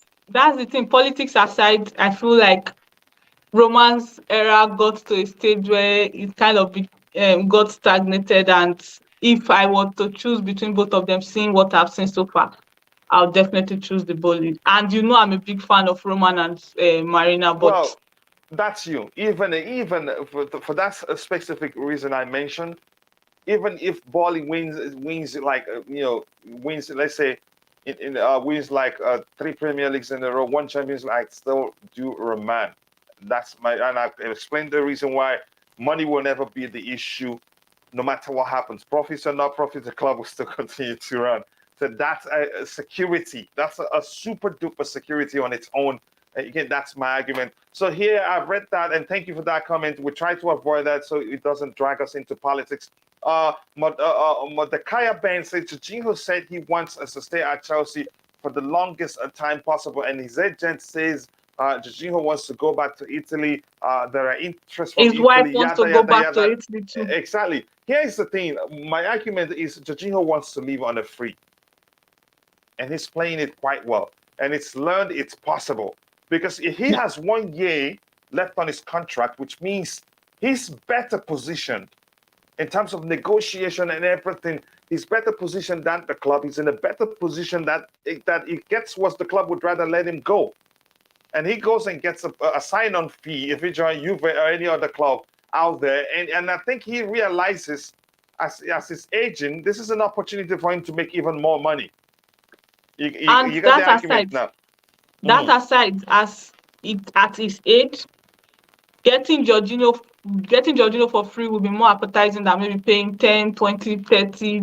He would be able to choose the club he goes to if he's going to go on a free, because it's not just going to be clubs that can afford him now. It's going to be clubs that are just willing to pay his salary and maybe a little sign-on fee compared to clubs that want to deal with Chelsea. It Mhm. can dictate his move if he leaves for a free. And I didn't think about what you just said just now, but what you said makes sense to me about Jorginho trying to control the narrative and what he's going to do by Yeah, the time he's gone. I think him saying he hasn't come out and say forget what my agent is saying. I haven't seen that. Even if he says that, it doesn't mean it. There's no way his agent will be saying all those things and Jorginho isn't aware of it. He knows about everything his agent is saying. If your agent goes about you two, three, 4 times, fire him. It's as simple as that. He wants to leave. He wants to leave, and he knows leaving. He gets more money. He's won the Champions League with us. He's won the Super Cup with us. He's won the Club World Cup with us, and there's a chance he wins again. Even if he doesn't win the Premier League, I think he'd be fine. He won the Europa Cup with us also. So I think he's fine going back. So he just wanted, I think he wants to do it in a way that he gets more money. Let me just catch up with the chat, and I'm going to skip quite a lot and get to the bottom. So please, I am loving our signings. Yeah, I'm loving them too. And get to the very bottom. Maybe take care of the super chat first, and I'll skip quite a lot here. This is the Added Time podcast. Says much respect, brother. Always appreciate the support. Everyone, drop a like and sub to the channel. Trust perspective. And also go check out his channel, more important. And bro, honestly, you don't have to donate to say this. Yeah, thanks a lot, the Added Time podcast. But thank you. Thank you for much love for the donation. And again, if you're watching, we have 104 people watching and we have 72 likes. So if you haven't, please take a second to like the video and also do subscribe to the channel. Let me get to the very bottom, and I think we are. I missed something that True Blue said that's important. That without Roman, there'd be no Boehly. Does that make sense to you? Without Roman Abramovich, there'd be no Boehly. Definitely, Roman made us more attractive to big spenders. Yep. CMC Chris says, actually, seeing your response, my regime, question makes so much sense. I agree with all your points. Both host and chat was a once in a lifetime situation. Thanks everyone for your thoughts. Again, that's why we're here. We're not fighting. We learn from each other. So thank you for that question. But I would try to avoid that sort of question so it doesn't, lure us into politics. But you have every right to express yourself, Chris. You know I love you, brother, and I appreciate that question. In my opinion, we should sell Jorginho now and buy, Nunes and play him as a not as a DM. Is maybe as a DM? No, not really as a DM. No, he's not. I don't know if it is. I think if you see the way he plays, you'd say it's not a DM actually. It's all small tank compared to the support you've shown. It's okay, bro. One love, but I appreciate that. Thank you so much, Louisa. Go ahead. Next, let me know the topic you want to talk about. I will switch the picture for the screen for you again. We have 99 people watching and we have 76 likes. So that means we need 24 more likes to get to 100 likes. Let's see if we can get to 150 by the end of the show. Yeah, definitely, people. This is my first. Okay, not my first show, but this is the first time I'm hosting the evening show. So give us a like so that I'm going to be here for more. If you don't give it a like, maybe Coach might not agree for me to come back next time. Yeah, again, just quickly, he's asking for an update. Can I update him quickly? Oh, yeah, definitely. Okay, Gunplay, the Kimpembe story is that we're hearing that he's torn between coming to Chelsea and staying at PSG. We haven't seen any update yet. Again, don't take it too seriously. That's a chance. It's somebody looking for more clicks that put out that thing. So don't trust them, Yep, go ahead, Louisa. Yeah, and Gunplay talked about since Gnabry won't come, do you think we should add another attacker? Go ahead. Which attacker would you realistically want to add? Because I don't really think we are short on attackers. We need the attackers we do have to start clicking, because I don't think Werner is going anywhere. I don't think Havertz is going anywhere. We've brought in Sterling. Broja is still 50-50 on whether he leaves or stays. There's Mount. And this is where we play in, where the wing backs of Reece James and Chilwell both end up in attack too once we're in the attacking situation. Mm-hmm.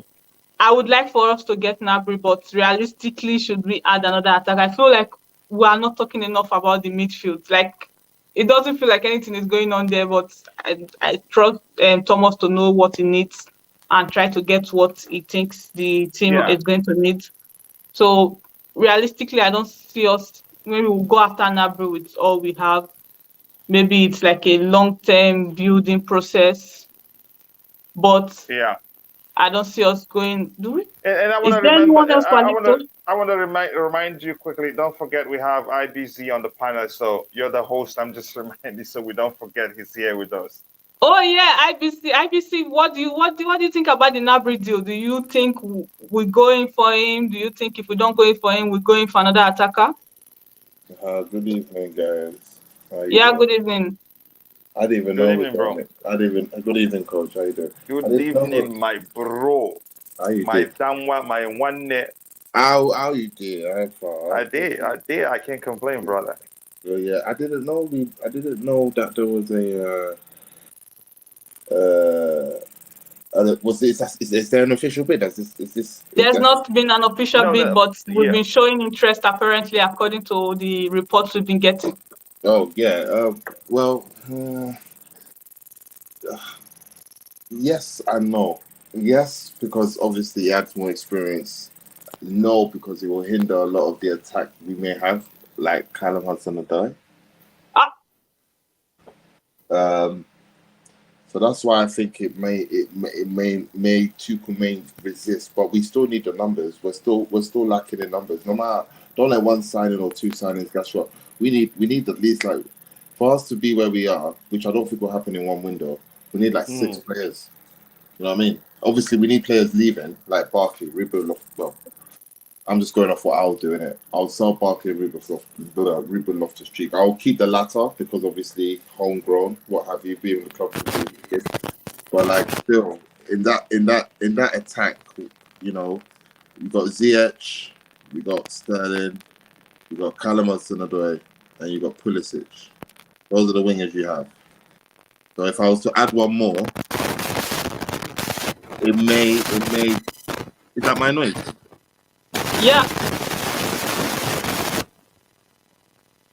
Sorry, what did he ask? Is that I can hear some noise in No, the. no, it may be from your end. I think we're fine. Oh, fine. Okay, hold on. Let me just switch my channel. 2 seconds. Okay. Okay, while he's switching, I want to say thank you to Herbert Kelpino for the compliments. It's a good job, coach, on your channel.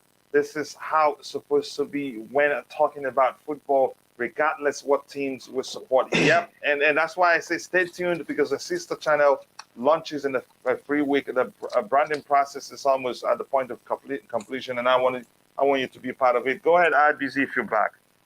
Yeah, I'm back. So basically, like, someone like Gnabry coming in will not. It won't disrupt the dynamics. Not at all. We'll have good numbers, but obviously we'll have to understand that players like Callum Hudson-Odoi will have their game time very, very limited because Sterling, Ziyech, Pulisic will be starting more or less every game. Obviously, we've got Champions League and Carling Cup fixtures in between, so the numbers will be needed. So Mhm. I wouldn't say no to Gnabry. That's another, attack the option which we were lacking, and it will stop the culture of or the habit of Thomas Tuchel having to play players in positions where, you know, they are not um, natural at, which was going on a lot last season. And I don't think Thomas Tuchel wants to do that. If he wants to maximize his potentials, he may need the depth to play players in their positions. So he doesn't Mhm. need to play players in makeshift positions. So we don't want to see Mount on the left or the right of mid wing. We don't want to see Havertz right wing because there's an injury. You know what I mean? We want to make sure we have the right. So yeah, I don't see that happening. I think there'll be a lot of paperwork to go through, a lot of personal terms, a lot of dealings. But I wouldn't say no to Gnabry. But would he do it? Like personally, would he do it? I mean, he's come through the Arsenal ranks, so to speak. Would he come to Chelsea? That's another discussion. But yeah, it's a good shout. Yeah, True Blue made a comment earlier about I think the comment before this one or after this one about ZH going. Yeah, this is it. Broha, Vena. I've not seen anything about Vena going, but more often than not, True Blue is usually right. So there could be a case made for that. But I think ZH is definitely going if we do find something that works for both parties. Yeah, Broha seems to I be. remember you have someone else joined the panel. I don't know. Ty is here with us, and whenever you're ready, let me know to catch up with the chat. And I want to suggest a topic whenever you have space for me. Yeah, well, welcome, Tide Talks. You've been commenting, and yeah, you can catch up with the chat. Then we'll continue with what we're doing.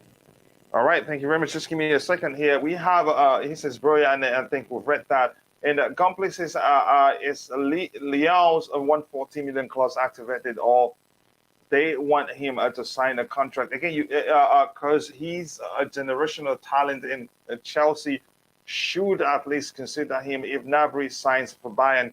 Here's the thing. Again, nobody's going to give them that amount right now. People are not stupid. He has just 2 years left on his contract. So I think already we learned that PSG had bid 60 million euros and they rejected it. So I think you should be looking at something around the north of 60, north of 70 or close or 80.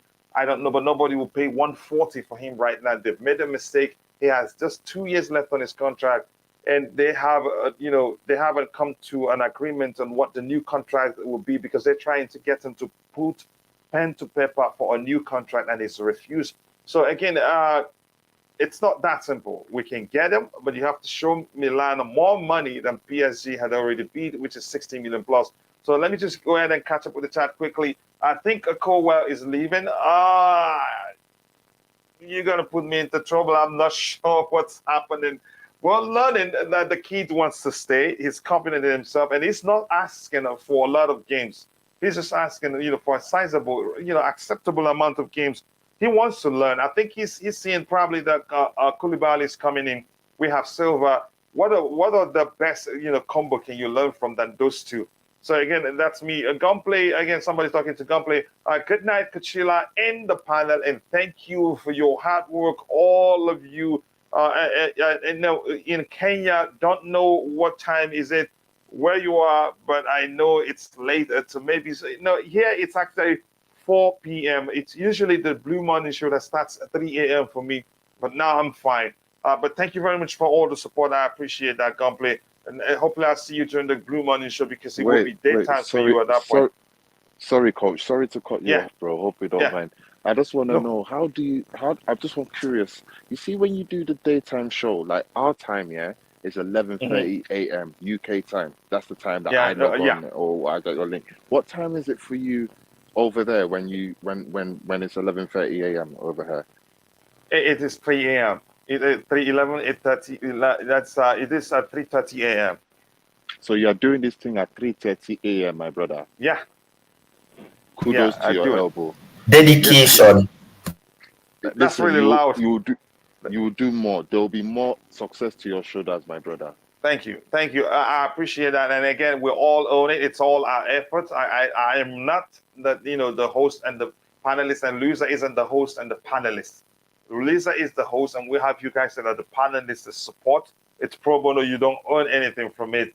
It is, except if by chance we meet, then we sit and eat some kwabi maybe in Lagos or Enugu, then drink some beer.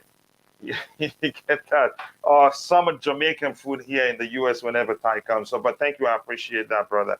Thank you very much. True Blue, this is him. Herbert talking to True Blue. You sure about the Ziyech? I would love. Yeah, I know you want him. I know you want him. So he would tell you. You guys all rock. Even the live chat is so much more informative and pleasant than other channels. Thank you very much for the kind words. We sincerely do appreciate that. And we love you too. Ziyech is leaving most definitely. And I'm not going to go into the argument why he's leaving because we've talked about that quite a lot. Thoughts on Sangare and Gnabry. Serge Gnabry to Chelsea. That one is in the balance right now. I think it's in your list, right? Because he's open to remaining at Bayern, and they offer him a new deal. It remains to be seen whether he stays. I think I've read that. I'm going to scroll to the very bottom so that Louisa, she should be able to switch to the next topic she has. Go ahead, Louisa. Yeah, you said you were going to suggest something because there was something on your mind. Yes, let's do it. Not on my mind. I think I have it up there. I think Gattuso is doing us a huge favor. On the Bakayoko deal. Yeah, he's doing us a huge favor there. But I think he goes to him. We're not going to get so much from it. So go ahead, carry on. Or if you want me to run that one myself, I'll go ahead. The Gattuso and the Bakayoko deal is actually it's the reason why we've been keeping players like Bakayoko that we've not used for quite some time now is their wages. Is Valencia financially capable of because the reason why players really don't why they don't take our players is not because maybe they are not good enough or they don't want to. It's probably because they don't want to set the precedence of paying that much, because by the time you get in a player after you get in someone like Bakayoko for that amount of money, you are coming in and you want to make negotiations. You want to make a negotiation to favor you, and you are going to use Bakayoko deal as your launch pad. You are saying, okay, it's getting this much, I should be getting this much. He got a contract for this much in 2022. I want this much in 2023 and 2024. So that's why smaller clubs like Valencia, who do not have like the amount of money that Chelsea or Barcelona is claiming to have right now, is that they don't want their wage bill to just be out there, because Chelsea are kind of, and I won't say we're suffering it, but if you look through our wage bill, you see like, wow, Kepa earns this much, earns more than Mendy.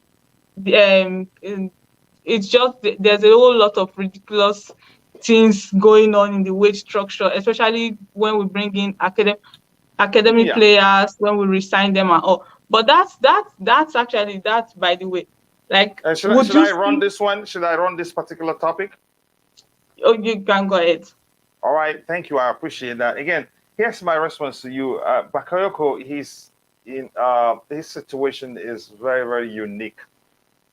And he's still young. How old is he? 23, 24, 25, around that number, right? I think around 25. Around 25. So now, I think he'd take a pay cut to join Gattuso. He's 27. 27. Yeah. So there's still time. He still have 3, 4 years more before you say it's late for him. Because actually, there's a good player in him. What went wrong? I don't know. First season was a shocker, and then it was just like, which I felt was a bit harsh, to be honest, because I really like this guy, his presence, but we didn't give him the chance. That's about it. We didn't give him opportunity. And I think you make a good comment. You made a good comment there. Remember, Bakayoko, who wasn't fully fit, played for us against Tottenham in an FA Cup final, I think so. I think it was the semi-finals. I think it was the league game at Wembley. But he was good. Tottenham. Yeah, he was good in that game. He was all right. Sorry, he was all right. No problem. I understand. It's late for you, so yeah, go ahead, bro. For the beginning, he was all right for the beginning. Like, he had a few games. Then there was a game where he got caught out. After that game, there was just poor performances after, which I felt, obviously, his first season in the Premier League, obviously the pace of it was a bit too much for him at the time. Obviously, you know what happens after that. If you're not good enough in the first season, in that period, you wouldn't get a chance. I always advocated for Timo Bakayoko to come back because I felt that he's always had a place, but I don't see it anymore. I think that is gone. I'm trying to look into it. Goodness. He signed a new deal to 2024. The loan deal to AC Milan is a 2-year deal, so we won't have him back. I don't think we can recall. I don't think we have a clause in the contract to recall him, so we can't have him back this year. So it looks like Gattuso's pushing him to sign him after the end of that contract, and they'll just make it finalize the deal now and pay out the rest of the loan deal and get him signed. I don't know, but we'll see. Yeah, to me, more importantly, he takes one off us. That's just that. He takes one off of us, and that's just that. That's what matters to me. But I do not want to go into that argument whether he's good or not. Ty, go ahead. Ty, let me just catch up with the chat. I can round off the topic that Louisa asked me to take so that she can bring in her other topics. Yeah, discussion. Gnabry at best was using us for a better deal from Bayern. I think most people do that to us nowadays. And again, that's funny, but it is a fact of the truth. Patrick Frimpong said they offered him to Real Madrid and don't need him. We can go for him. Who are you talking about? You let me know who exactly. Again, it says, Coach, I will say with 80 million, Milan wouldn't say no. That's the truth, because it's them saying no is a risk. So you make a good point there, Herbert. Them saying no is a risk. He has just 2 years left on his contract, and the lesser the years he has on his contract, the lesser money the clubs would be willing to pay. And this type of player, Madrid can tap him up and say, you get a chance to play for us, just run down your contract, and he would do it. They do that. Spanish teams do that a lot. But that's, by the way, again, talking with True Blue there, says, again, we asked about Leao, West discussing Ziyech, only cash 80 to 90 million is what they want. So 80 will get him. I knew we were never going to pay anything around 140 for him. Again, 150 again says, let me see anything here. So I'm just going to skip to the very bottom. Louisa, go ahead. Yeah, Ty, coming up for the what we're hearing about Bakayoko. So Louisa can go ahead with our show. Says a good panel here. Yo, Louisa kicking. Yep, she's doing that. She's beating all the guys here. And again, you wouldn't even know that she hasn't done this for quite a long time. So Louisa, kudos to you. See a good one from Chris CSC for you. CMC. Yeah, thank you, Chris. Yeah, go ahead, Ty. For me to round up the opportunity, she gave me your thoughts on what we're hearing about Bakayoko. Bakayoko's transfer was an unfortunate one. Yeah, there was a lot of potential there, but I'm pretty sure we signed him when he was injured, or I know he had a serious injury that I think probably hampered how good he could have become, and that's unfortunate. But I mean, it just hasn't worked out. I know that we kept him for a while. Then obviously we gave him a contract that would keep him at the club on for a bit longer. So it is unfortunate.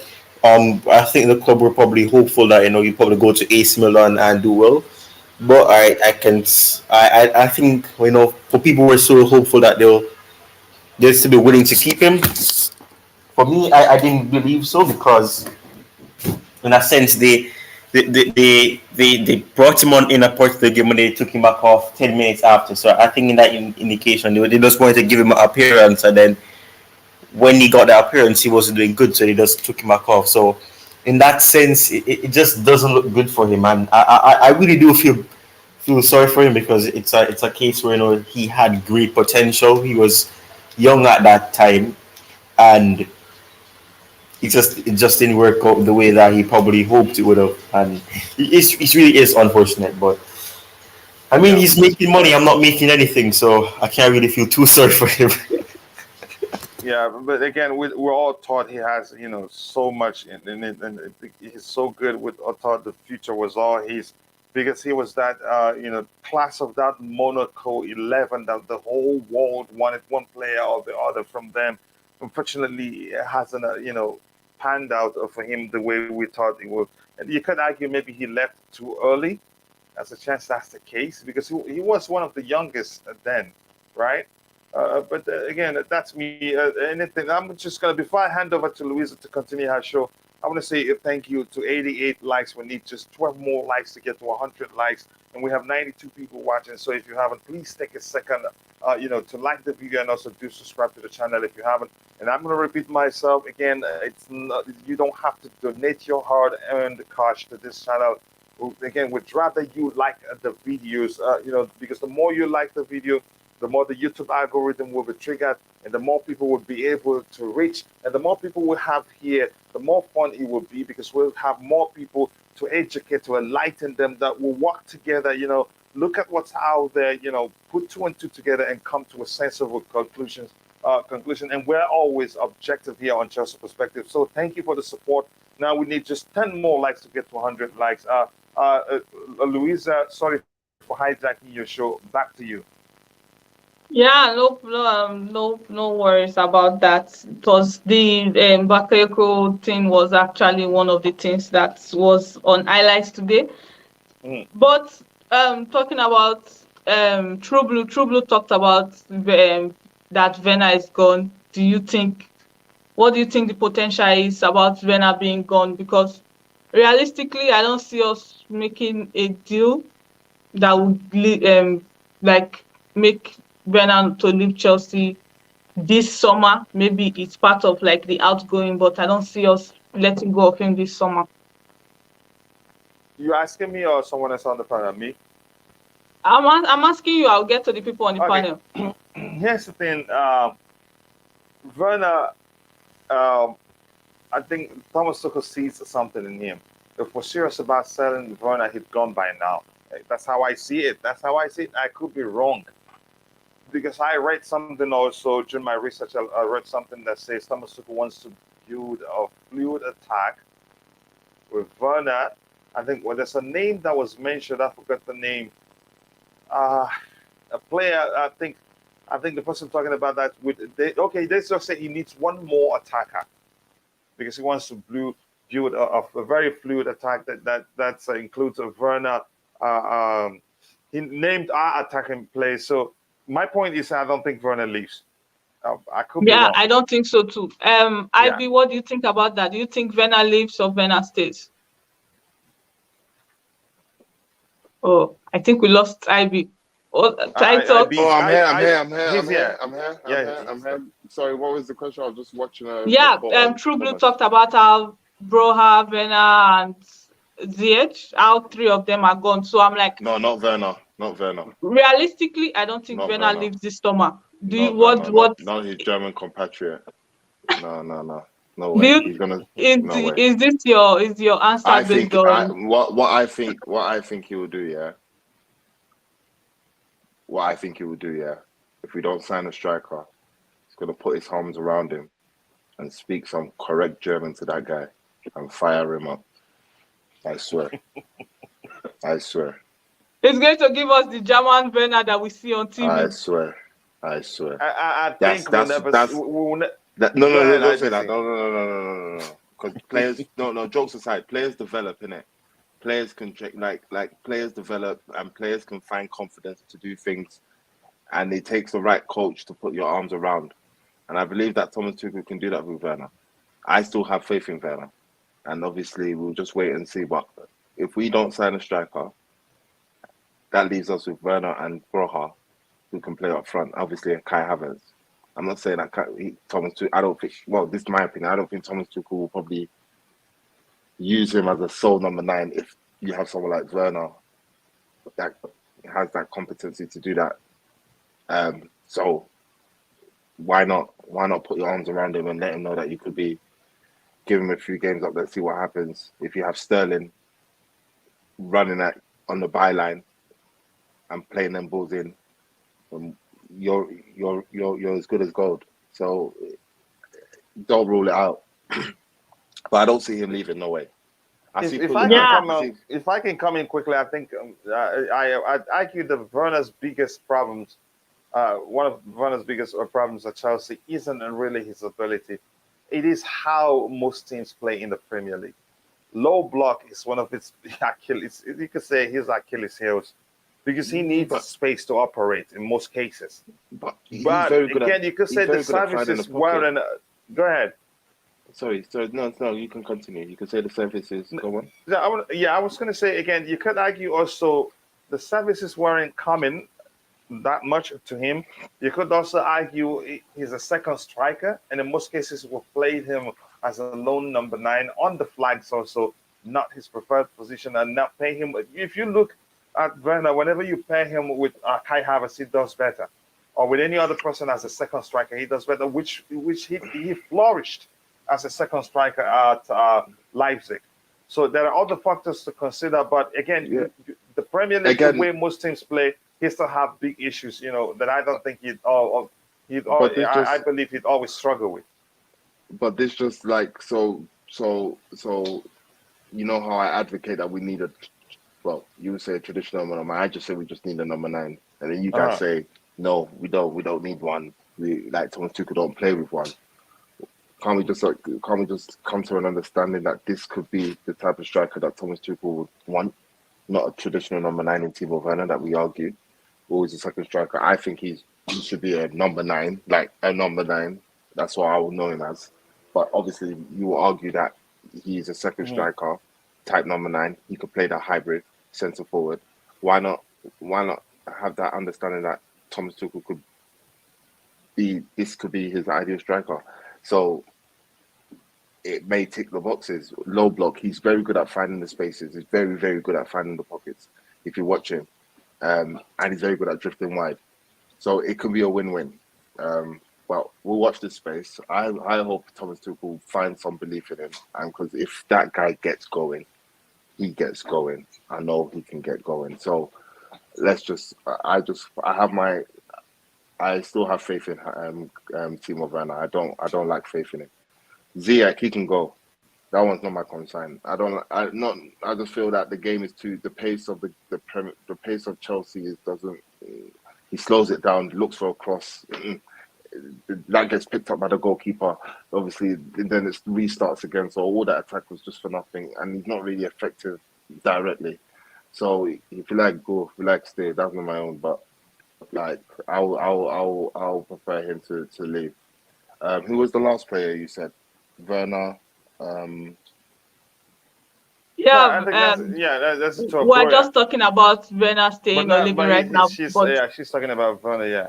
yeah, but Yeah. I'd be maybe something that might get you excited is that potentially we're looking at giving Werner the number 9 shirt and giving Sterling the number 11 shirt. So we'll see how that goes.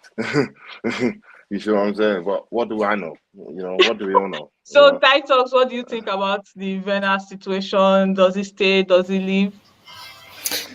Honestly, I do think that is a case where he could end up staying, and I don't think Tuchel would have a problem with that. I can agree with it's IBZ, right? Yeah. Yeah, I think I can agree with some of what he's saying. Ty, can you quickly check the private chat? Yeah, I saw it. I'm not sure what the issue is with it. I'm not really sure. Is it still loud? No, it's like your sensitivity. Like, You're not loud, but as soon as you say something, it's just like boom. Yeah, go ahead, Ty. I'll be right back, Luisa. Go ahead with your show. In terms of with that, I do think that Werner could end up staying because I think I don't think he would want to chop a lot of the team in just one window. I mean, yes, he wants immediate success or he wants quick fixes because I mean he came out and said that he's an impatient person, so that means that in itself it proves that he wants quick fixes, and that is probably why he's going for as much praise as possible. So that is why in my head I think that he may keep Werner. I think he's probably open. No, if he leaves it, I don't think he's gonna cry or anything. But I don't think he has an issue with him staying, especially with the fact that if Ziyech leaves, there's still uncertainty around if Kalidou stays or if he goes on loan or whatever.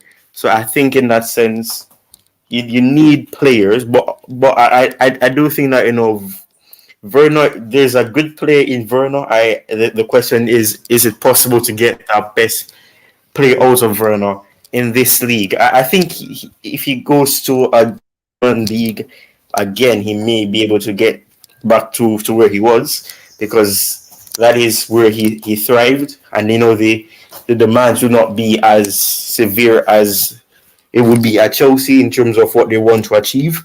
So I do think that with Werner, he could end up staying, and Tuchel will be open to that because chopping everybody in the attack would be pointless, and having a Raheem Sterling coming in, it limits that pressure on him as well because we wanted to say that with Lukaku. I didn't want to really mention him, but I mean I have to use it as an example, like minimize the pressure on him.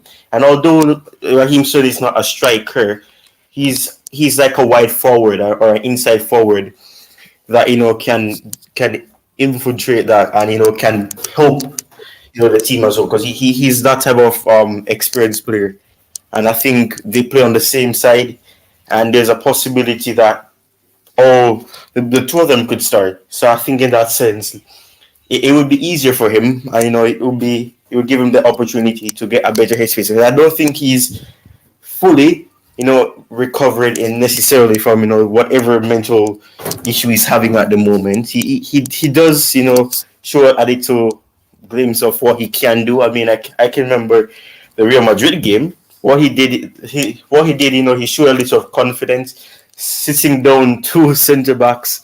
It was good to see that from Broja. So I think in a sense he's probably getting back some level of confidence in himself. But I don't think he's probably fully recovered or probably hasn't really gotten a full grasp of what he probably needs to do in order to really succeed.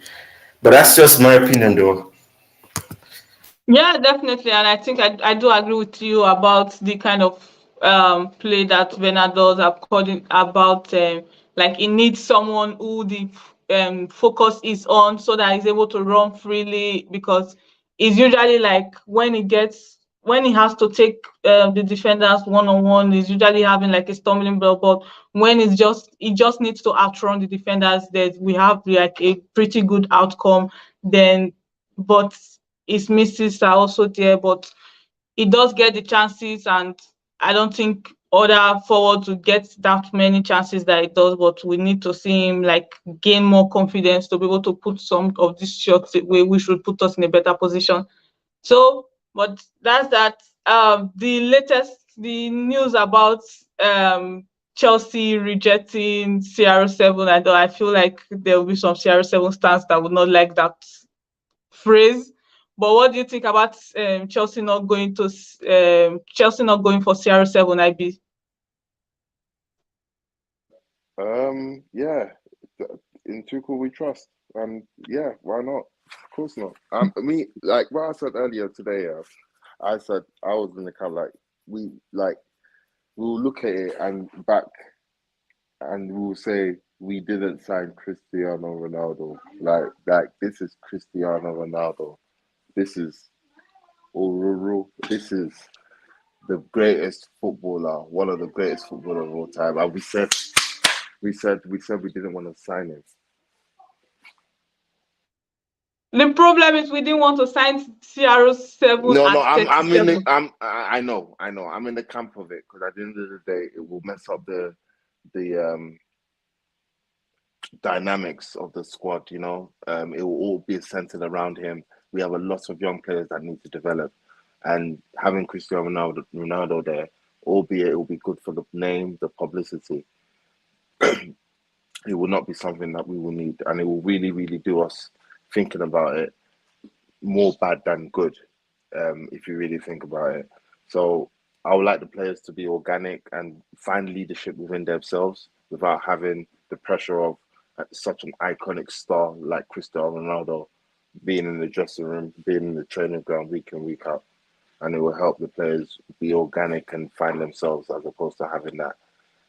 So yeah, I see what Thomas Tuchel is saying. Others will argue though. People will argue that he can't manage a big personality like that, so he just chickened out. Maybe that's what people will argue, but in Tuchel we trust. We don't have no problem. Yeah. Yeah, definitely. What do you think about the CR7 rejection type? Honestly, I cannot say I disagree with the decision. I mean, when we were speaking about it, in the past, about the possibility of it happening, I think a lot of people were probably echoing the same thing. And him coming in, it's not only about him being the top personality. And yes, there are positives if he had, this eventually came in that sense.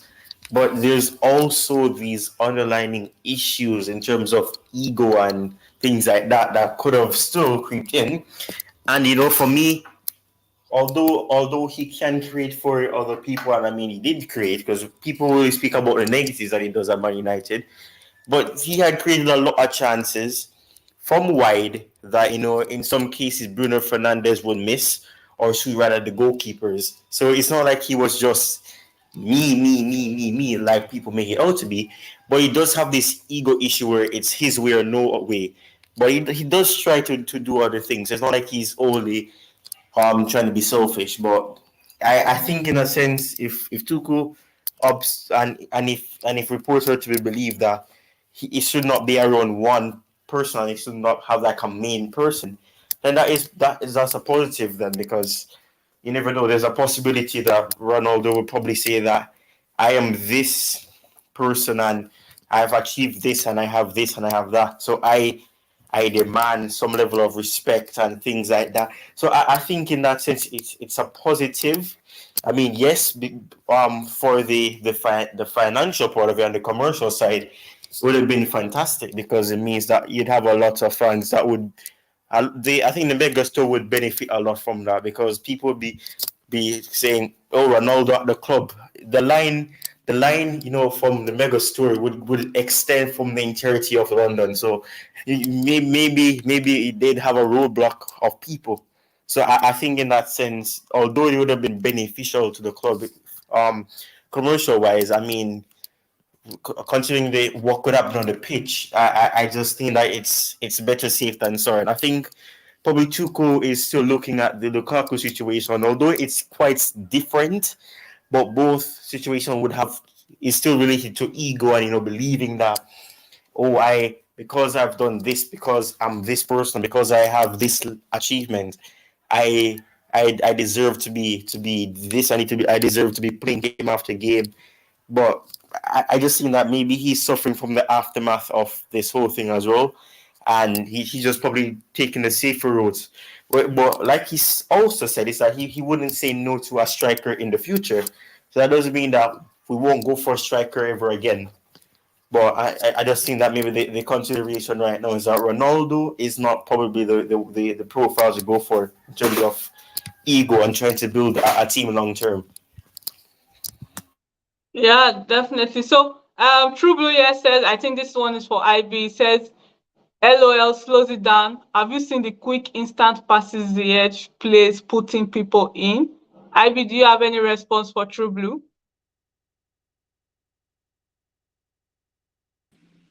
Quick passes that he's putting in for who? I'm saying his overall game is too slow. It's too slow for us. He ain't got the directness. But again, what do I know? You know what?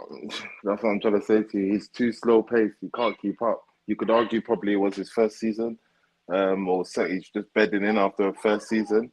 But you know, he's more that Timo has more of an effect than Ziyech has. You know, so I would rather have someone more effective on the right hand side. But yeah, he's an inside forward, inverted winger. That's all he has to his game. You know, but yeah, we'll have it. We'll Yeah, take it there, innit? we'll see. I think True Blue never is never in agreement with anybody else.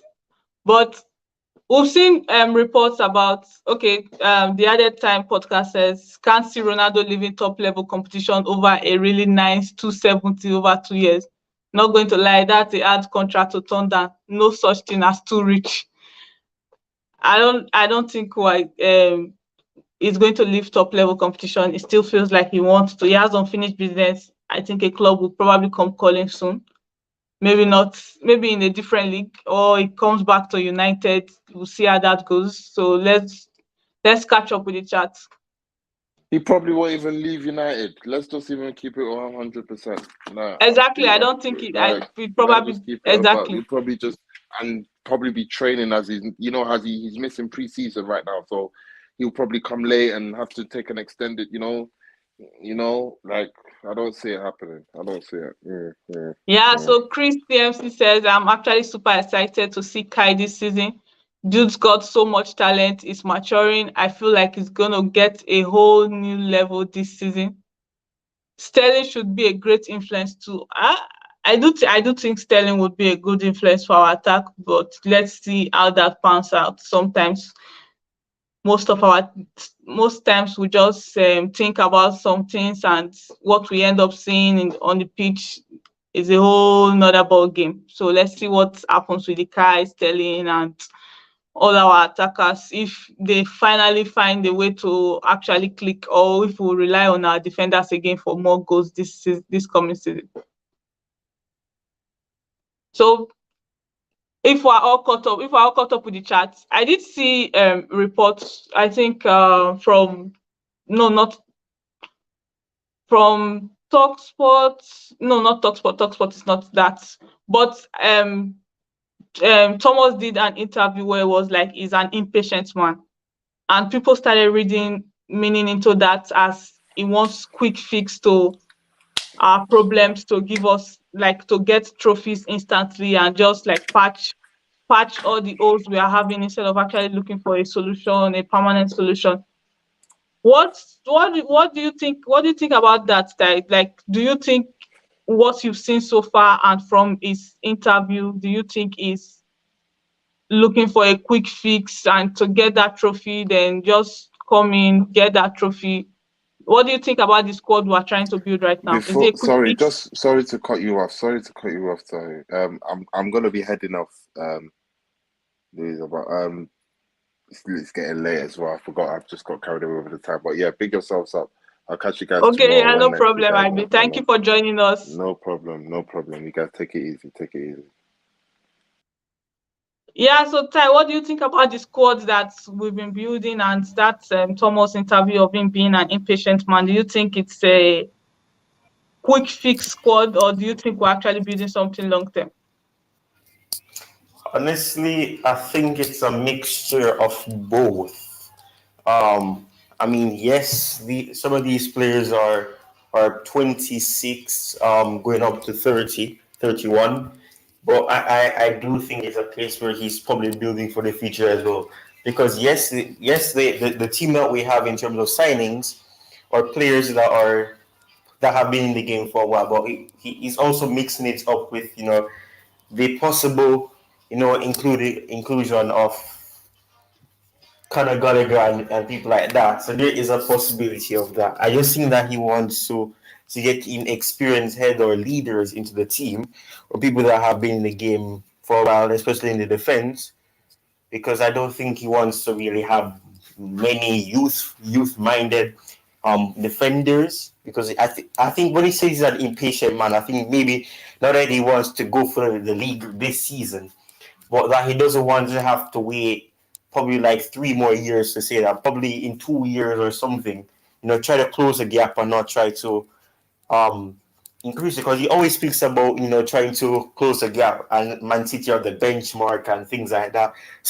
I think he's probably looking at the situation and saying that we need a squad where we won't win the league, but at least you know people from that are looking from the outside will say that okay, this team are actually building something. They're trying to actually achieve. They're trying to compete with Man City and Liverpool. So I think in that sense, maybe I don't think it means that he's gonna just go for quick fixes only. I think he's fine with using some youth, but I don't think that he wants to have 7 youth players being in the team, and then he can't promise them game time when he gets his own signing. So I think with him saying he's an impatient man, it's just that he doesn't want to probably follow the clock method of having to use so many windows. But I think that maybe the process for him will be a bit longer, because there's a lot of dead wood, if I can use that word, to offload, and it's not easy because of some of the wages that they're on, and the clubs that are interested in them, they don't really have that financial strength, that can probably help offload those players. So I think maybe it's that he's impatient, in terms of trying to close the gap, and probably trying to compete and become challengers. But I think maybe he may accept probably having to wait another year after the season. Oh yeah. So Sir Smith said, any news on new defenders after Koulibaly? I don't know if Nathan Ake is news to you. Also potentially, I think interest has died down but we have Kimpembe, and we don't know what Kimpembe's situation is. We're hearing some rumors that he would rather stay at Bayern, but like Coach said, it could be nonsense at the end of the day. So we really don't know about that. So I hope that's a good answer for you. Um, on the screen before, where there was a tweet on the screen about Conor Gallagher is yet to stay. I feel like there'll be some people who rejoice about that, and there'll be some people who do not rejoice about that because of what is done. But Ty, what do you think about Conor? Would you want him to stay? And what role would you give him? Ideally, what role would you want him to play for us? I think based on the loans that he's had, I mean he did good. I mean the West Brom alone was a bit 50-50. He had good performances and he was one of the best players that they had, despite them getting relegated. I think probably the second loan in the Premier League to Crystal Palace was probably better for him. And he highlighted something that's very important in the midfield. I mean, I can remember the Man City game where Crystal Palace were able to hold them for a 0-0 draw, and Conor Gallagher he was pressing and he was pressing and he was forcing them to make mistakes, and they kept making mistakes. So I think in that sense, those are indications that the best way to really let him develop from there, because he's learned a lot and he's improved a lot under Vieira. I think we've seen different aspects of him and improvement in some regard. I don't agree with playing him as a 6 because I don't think that he's that defensive minded, or rather somebody that can keep himself, composed in that defensive midfield role. I think maybe that is one of the reasons why the best option, we don't play with 8, which I think he is, but with 10s or attacking midfielders behind a false 9 or, last season a striker. So I think maybe I would be open to playing him as a right wing back, not because I do think that even as a right wing back, that can create a three in midfield type of position, because we see that in some cases a lot of top teams play with 3 midfielders.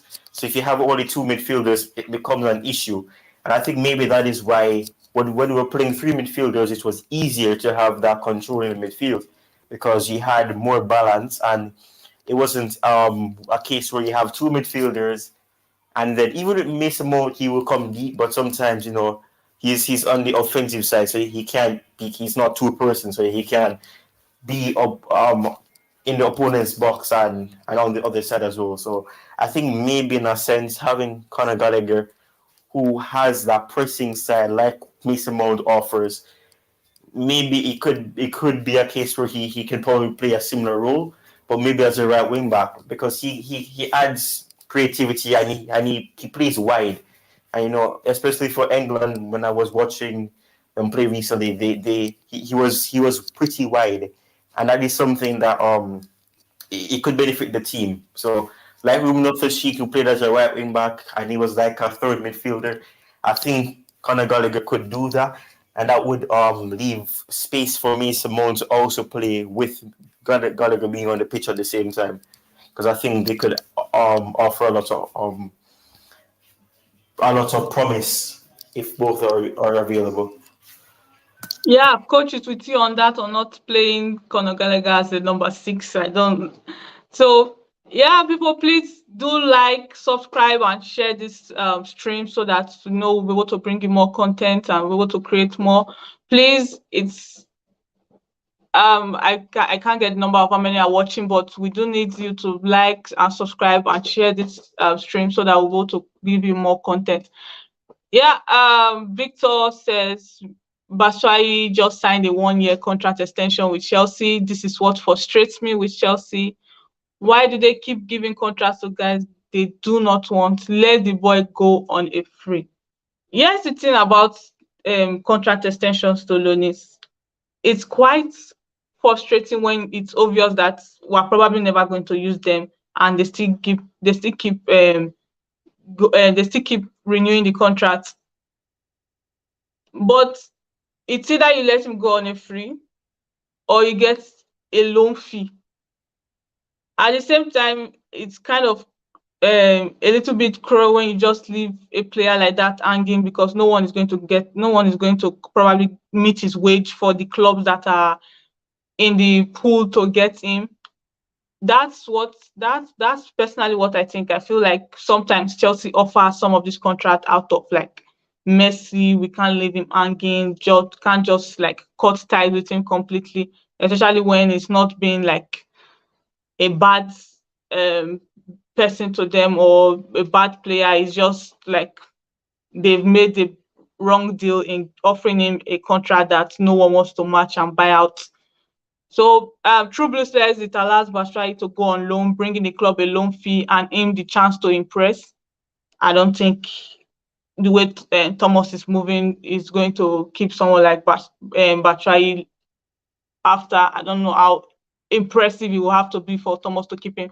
He also gets to play in the World Cup year. That's actually something. The clue is he signed, not the club activated it. Nobody has bust their backside to buy him.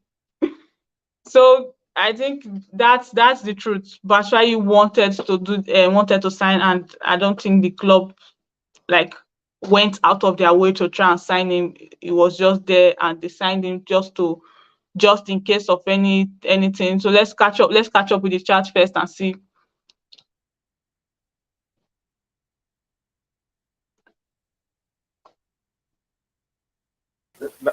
That's actually it with the chat. Nothing more in the chat. Oh, okay, nothing more in the chat. So if that's it, please guys like, share, and subscribe to the channel so that will bring you more Chelsea content here. At Chelsea Perspective, everything is through the Chelsea eyes. So Ty, anything you want to say?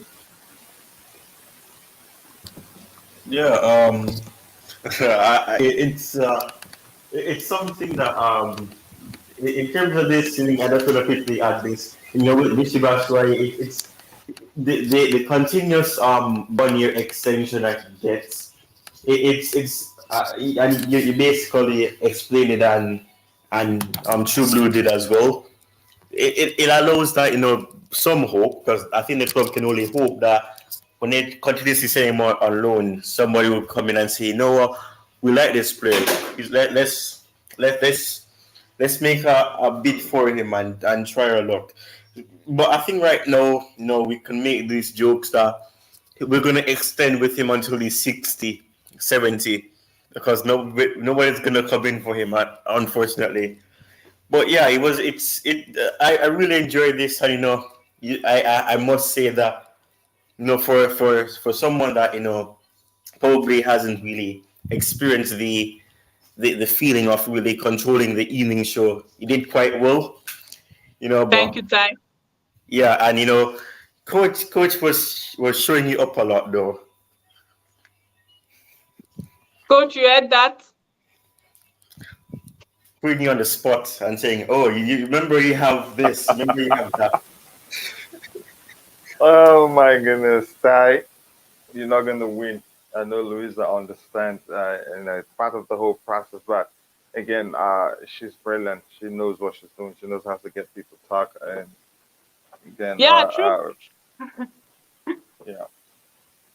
Go ahead. Yeah, coach is mentoring me right now. But True Blue says, well, we now have a new owner. So I don't know if True Blue is saying that in the hope that we'll probably sell him off one day, or stop offering him a new contract one day, or with the hope that we still have a new owner and we're still offering him this deal. So I don't know.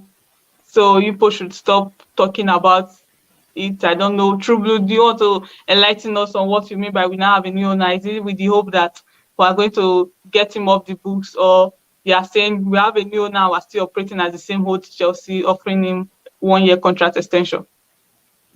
If I can come in while we wait for him, an owner that maybe an owner that wouldn't want to take an L like that, like he said, an owner that maybe would want to give him a chance. Maybe he does well, then we sell him and get some, some sizable fee from himself. But again, there's also a chance. There's also a chance that what's his name? He's worked under Thomas Tuchel before, on loan at Dortmund, didn't he? Correct me if I'm wrong, Yeah. Ty. Yeah, that's true. That's true. 2017-18. Yeah, there's a chance the man wants to give him a chance. And because we're not looking to bring in any attacker, he might actually not go out on loan again. We don't know. But we'll see what happens. Let me help you catch up with the chat. Gandhi here says hi. And why it's hi back to you too. Is it Gandhi or W? I don't know how to pronounce it, but sorry if I mispronounce your name. We have 67 people watching still, and we have 99 likes, just one off. Please make that one your problem and help us to reach 100 at least. That would be nice. Again, I appreciate, we do appreciate all the support from you guys. And be sure to go check out Ty Talks YouTube channel. It's a constant here, not because the shout out or anything, but because we're friends. Our friendship go beyond, and we're like brothers now, go beyond content and everything. See him, his Twitter handle, go follow him on Twitter. Follow Louisa also, and of course, follow the channel, Chelsea Perspective. So, Gandhi, thank you very much for finding time to join us, and welcome to the Chelsea Perspective family. Right now, again, it's gone to 100, so thank you. That's never easy. Most times we need to remind people to like because they just enjoyed the show and forgot they're supposed to like it. And Chris here, Chris is my friend now. He says, CMC said, Louisa and Coach and Ty. I take away Ty from there. He says, dream team. Yeah, but I'm just kidding anyway. Ty knows football. And again, Louisa, over to you. It's your show. Whenever you want to round up, I'm here. Yeah, Coach, you talked about Batshuayi working with Thomas at Dortmund. Is Batshuayi with the team for preseason at US? I've not seen anything about him. Is there? Yeah, he is. I think he's there. Yep. Oh, that's actually nice. It's possible. Maybe what you've said now has got me thinking about there could be a possibility, and that's why there's a 1-year extension, maybe to try him out. But you talking about Todd not wanting to take an L. I don't think there's going to be a bigger L than Lukaku right now. So I feel like but you as a businessman, here's the thing. I get your argument. I don't think there will ever be a bigger L than Lukaku's case. But the truth is, businessmen, they wouldn't because the Lukaku one is bigger. It's going to be a bigger L and say, okay, you know what? Let's just take this L. No. Businessmen want a penny from every opportunity they get, opportunity A, B, C to Z. They want, if it is penny from each of them, they take it. Because it means, I don't know how it's what. No, if you talk about it in business sense, is that now we've offered him a new contract. If he stays, we pay him that salary. If he goes to a club that cannot afford to pay him that salary, we'll probably be paying him maybe either the complete salary or a part of the salary after getting a loan fee. Here's the thing. Todd came into the club debt-free. Technically, Batshuayi has already ran out his contract by the time his contract ended June. So let's say he didn't get that. I don't think they are renewing his contract because Todd doesn't want to take an L, because it really doesn't make sense if you are going to keep paying him his salary with the hope, because Batshuayi's stocks has fallen so low in the market that you are not really hoping that it goes out for money. You are just hoping that someone actually comes in for him. So I don't think Todd is renewing. Let me just stick with the argument, maybe because it's what's his name? Thomas Tuchel knows him. Let me stick with that. Yeah, Thomas knows him. I feel like that's actually, I didn't think about that, but when you said it, I think that makes more sense than Thomas knows him and maybe he wants to try him out in preseason, and maybe we might see him in the first team, maybe coming in on the bench. We don't know what that's going to look like, but I feel like maybe Thomas wants to give him a chance. Yeah, thank you again. That's you. It's your show. Like I said, I'm your engineer. Whatever you want me to do. So let's catch up on the chat, and if there's nothing more. Nothing more. I think this is the last thing there. Yeah. So thank you, Chris. Thank you, True Blue, for always correcting us whenever we are wrong, and thank you, Ty, for coming on. Thank you, Victor. I think I've thanked Chris. I don't know how Coach pronounced this name, but thank you, the Added Time Podcast. Thank you, Gant. I think that should be the pronunciation, but I don't think we saw Viola. I don't think we saw Viola here, but thank you, Mario. Thank you, True Blue. Yeah. So thank you, everyone, for making this show special, and thank you for chatting with us and keeping this informative, lively, and interactive. Thank you very much, and good night. Wherever you are, good evening, good morning, but it's good night for me.